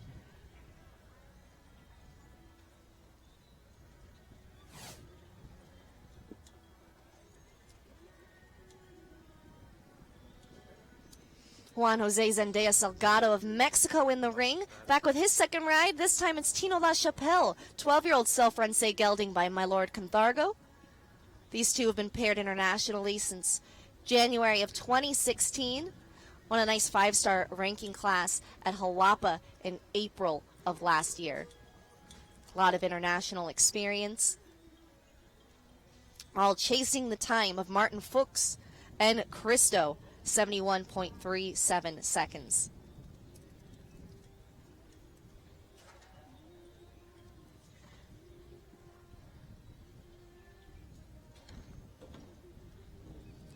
They're going to take down the Engel and Volker's skinny. It's set at just as an angle. It's not quite a completely straight line off the double.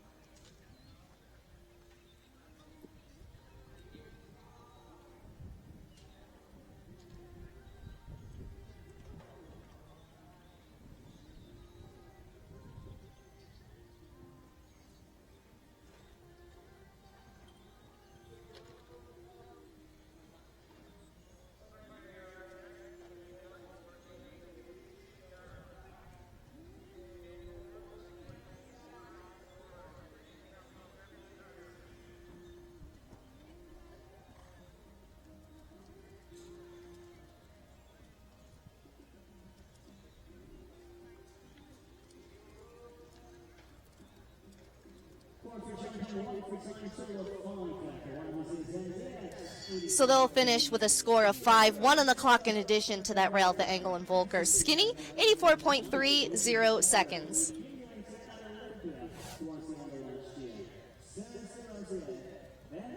Can you speak up?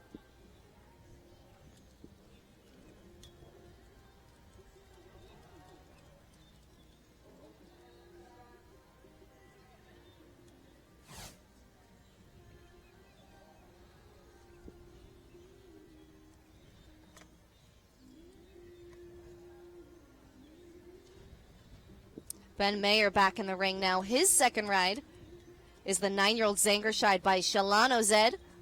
This is Cirrus du Verseau Zed, and looks like he's on a bigger gallop this time around.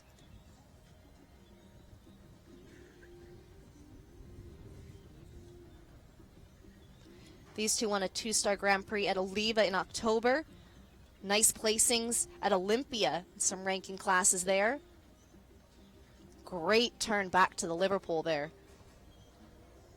Oh, but unfortunately they're going to pull the top front rail of our NetJets Oxer. They met it so well, it got very easy for them.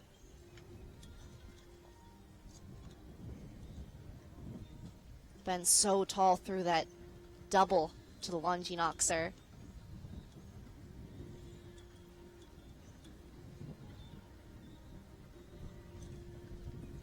And it was Ben's birthday just yesterday.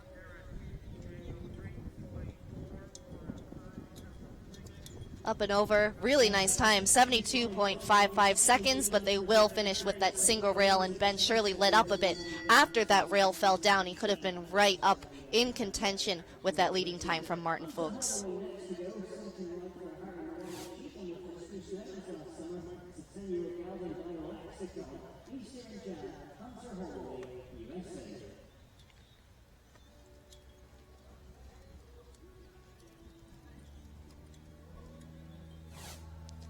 Hunter Holloway had a really lovely first ride on VDL Bravo S. She's currently sitting in 7th place. She now comes back with Eastern Jam. This is a 10-year-old Dutch warm-blood gelding by Lexicon.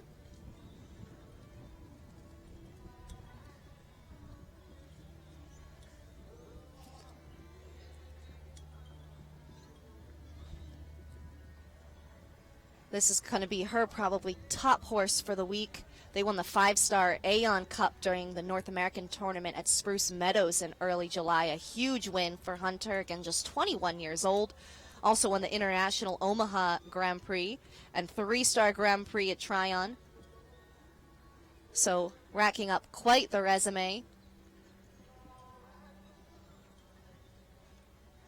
Beautifully ridden there.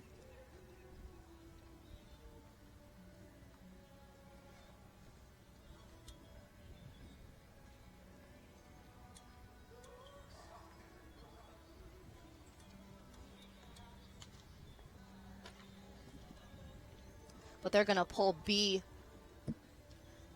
of our yellow and orange combination. That's 9AB.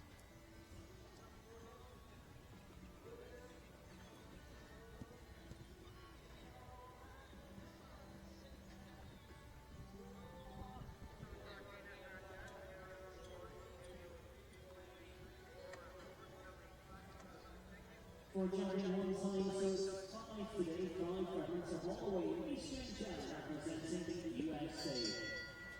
Just about 7 combinations left to come forward. Mike Johnson joins us this time. He started jumping last summer.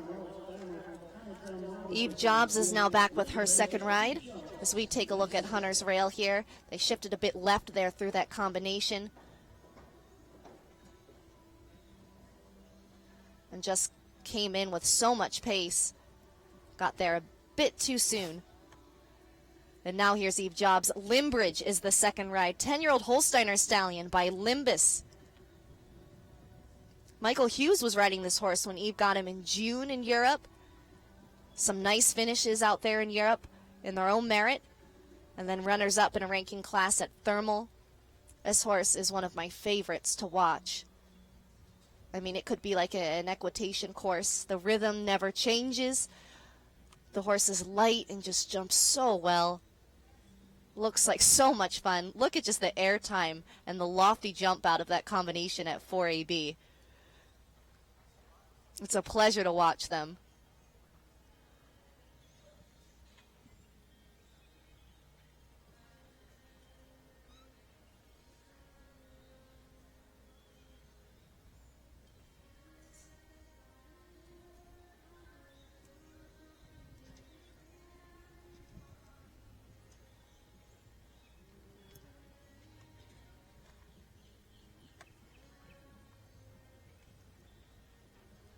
It's just a lovely school around here.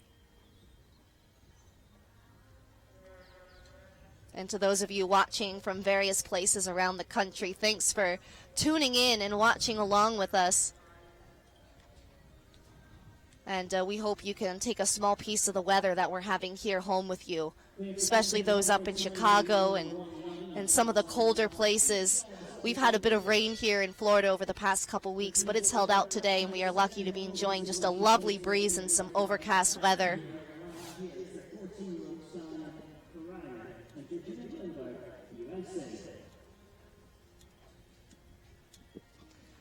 Georgina Bloomberg is back now with her second ride. So we get the highlights from a beautiful round there from Limbridge and Eve Jobs. They finished with just a single time fault there, 84.19 seconds. And now here's Georgina. This is Crown, 14-year-old Holsteiner gelding by Cassini.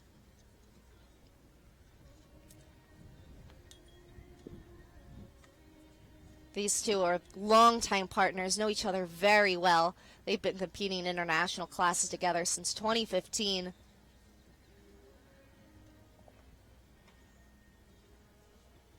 Strung together a nice series of finishes in 2018 at the Hampton Classic, Canuck, the New York Masters.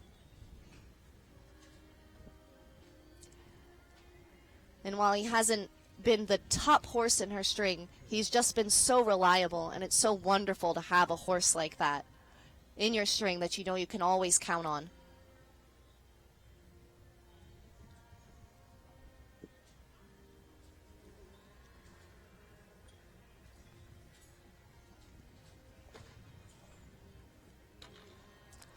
She really had to hold a bit there through that double, and it caught up a little bit with her at B.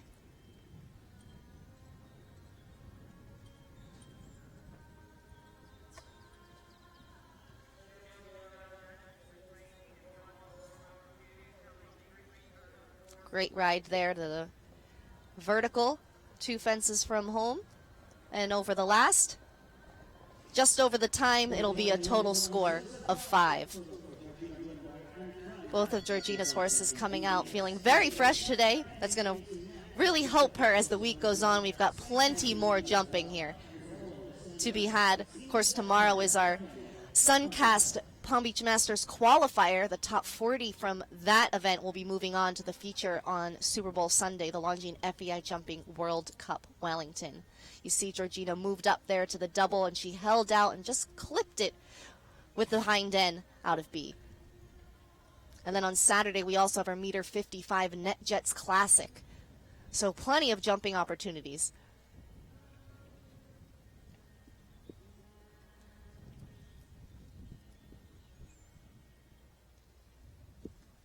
Derek Kenny's back. This is Cassini Zed, 12-year-old Oldenburg gelding. Kenny's ranked 21st in the world. Really on fire at the moment. Won the 3-star Grand Prix in Wellington last week with a horse named Classic Dream. On camera too. This horse won the Dublin Stakes, the Dublin Horse Show, also ranking classes at Olympia. Wins on the Longines Global Champions Tour last year. And you can tell that he's going to be saving this horse now for later on in the week. He's going to take just a courtesy fence. Great idea. Give him a look at the wall. It's been a bit spooky. No problem for him. And we'll see more of them later in the week. The lead continued to be held by Martin Fuchs of Switzerland in his first trip to the Palm Beach Masters, holding on 71.3 seconds. He's got nearly a full second on the runner-up, which was Daniel Coyle and Quinton, who held the lead for quite a while in this class. And we've got just 6 remaining here. 3 Americans, 3 Irish riders. We just saw Derek Henney, and now we'll see Daniel Coyle again. He's going to look to reclaim that lead now as he brings in Verona. 9-year-old Dutch warm-blood mare by Baltic VDL, owned by Ariel Grange. This is a horse that was brought up by VDL Stud, showed as a young horse by Great Britain's James Billington. Really came on pretty quickly last year.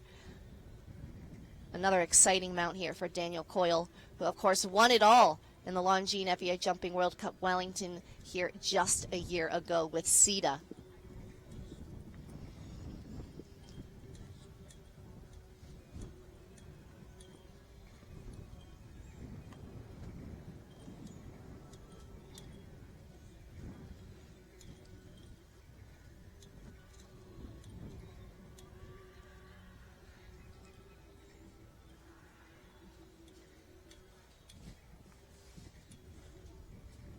Beautifully ridden there.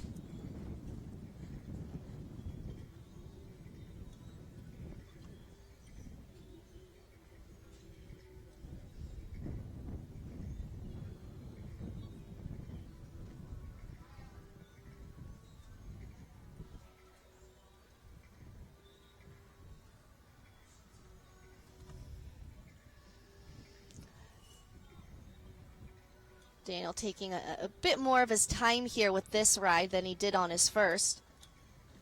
Still naturally quick horse. Really gets across the ground well. But he's going to use a bit more of his corners. Taking his time here, lining up the jumps. It is getting a little bit breezier here.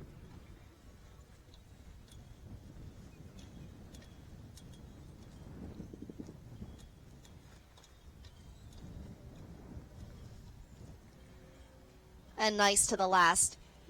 He will finish on 4.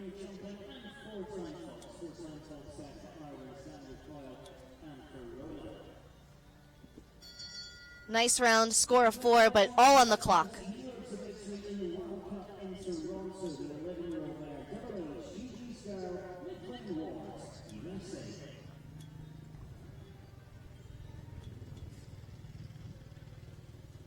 Some great stylish jumping there from Daniel Coyle and Verona.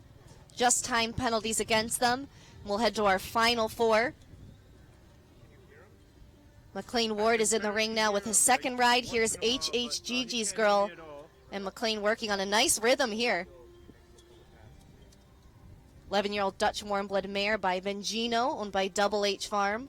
I really can't hear him. Of course, McLean is our highest ranked rider here, both as an American and overall. He's 4th in the world, won the World Cup finals back in 2017, part of the winning U.S. team at the World Equestrian Games, Olympic team gold medalist. Hard pressed to find something McLean hasn't won, and he's ultra competitive. This is a horse that he got in the summer of 2017, and as you can see, and what he's always said, she's a spectacular jumper. Was a little slow in developing in the rideability and things like that. Unfortunately, they're going to pull the Longines Oxer, the front rail at fence 10. They were working on a nice rhythm.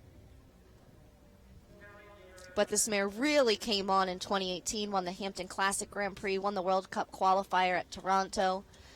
McLean looking to get back to the World Cup finals. 4th in 2018, won in 2017, looking to be right back up in the thick of it.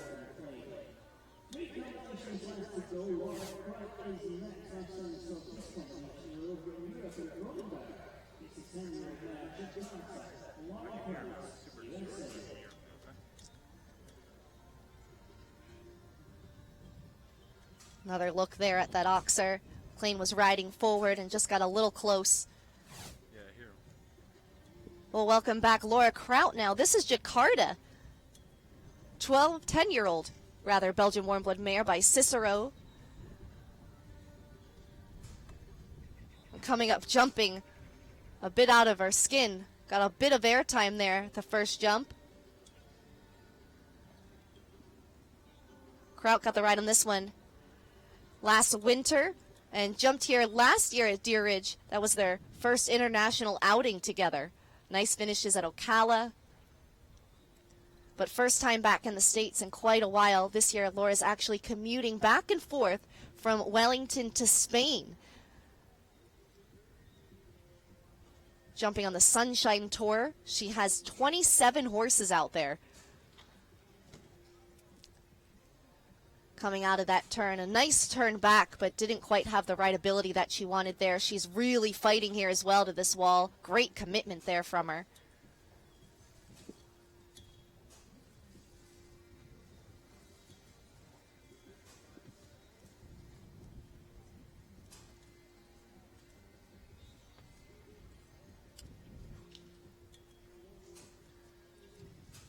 You can see now she's going to take a bit more of her time. Line it up to this oxer. Jumps really well over the archway.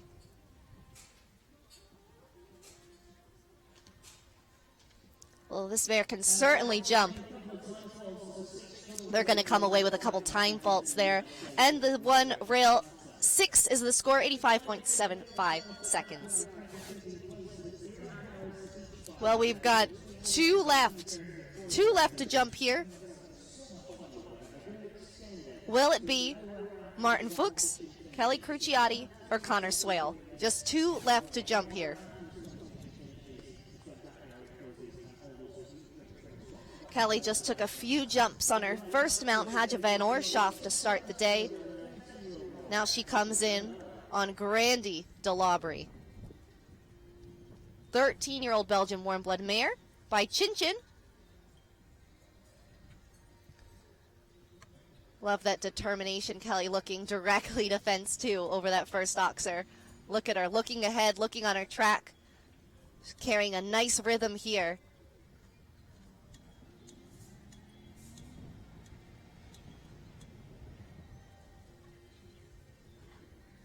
Gets there right on the money of the double.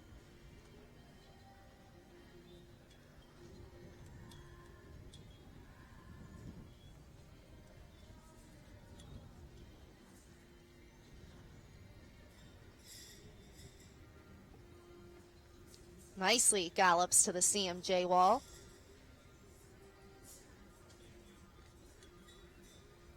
This horse is a bit bigger and lumbering. Bit of a rub there out. She's fighting hard to the oxer. She really tried for it, but just got there too soon. You know, this horse isn't as naturally quicker as those speedier, more delicate European types, but covering the ground with a big stride, turning in a nice round. Just the one rail, 71.48 seconds. Would have been a great time there, right on it. But she will have to settle for that one rail. So that leaves us with one. It's going to go to either Ireland or Switzerland here. Connor Swale coming into the ring, and what a great rider to finish this off. He is fast.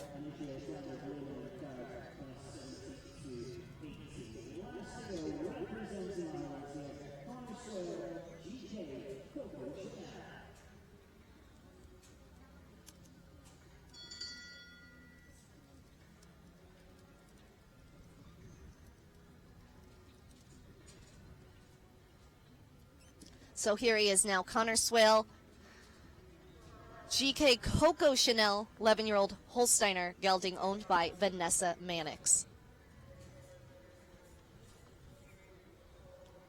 He's going to give his mount a little look there at the archway.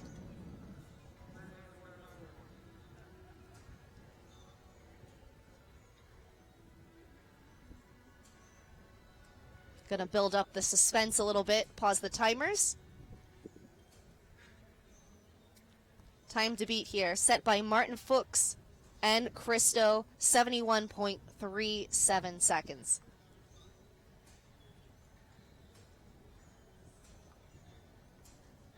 Good job.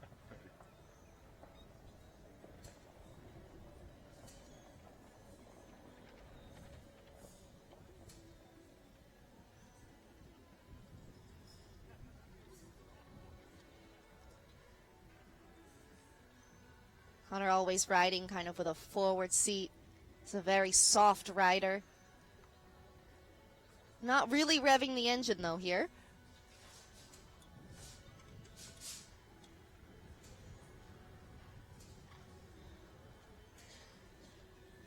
But he is tidy.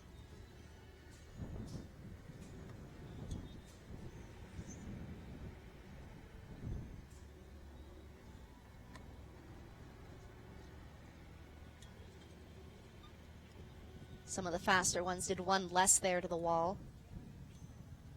But comes out of the turn great to the double. A bit close. Rubs, but it stays. And same out to the Oxer. He's going to be just under the pace of our leaders here. But a nice round.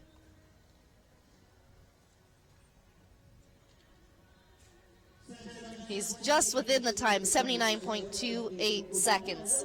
And that means that Martin Fuchs of Switzerland will take the lead here in his debut, the Palm Beach Masters Series. That could bode well for the rest of the week. Representing Switzerland, he'll take the win with a 71.37 second time. Daniel Coyle held on to the lead for quite a while. He's going to settle for second today, with Quinton representing Ireland. 72.34 seconds was his time. Daniel Blumen and Intano, they'll take third here with 72.80 seconds. Pretty close at the top. Here's the final leaderboard. Our top American rider, Andrew Wells and Primo Troy, 72.93 seconds. Nikki Shahinian Simpson and Akuna Matata, and Peter Jordan, Igor van de Graberg. You'll see the remainder of the leaderboard in our 68-strong field. Clear rounds occupying all of the top spots here, but many riders schooling. You'll see quite a few with time faults, and they're coming in now, starting 14th with Christine McRae. We're going to have a winner's presentation here shortly. It's our CP Welcome Stakes at the CP Palm Beach Masters Winter Classic, presented by Suncast. Of course, the feature event we're building up all weekend long to the Longines FEI Jumping World Cup Wellington. Thanks for watching along on FEI TV along with USEF Network. I'll be joining you all weekend long for the international classes. Enjoy wall-to-wall coverage on USEF Network from both rings here. And we have our sand arena and grass competition arena. Beautiful venue here at Deer Ridge Farms for the Palm Beach Masters. Thanks for joining us. If you're out there, I hope you're staying warm and dry and enjoying the great competition here. Again, Katie Stazak signing off for the day, and we'll see you back here tomorrow. Our Suncast Palm Beach Masters qualifier, the feature event, getting underway at 1:30 p.m. Eastern Time.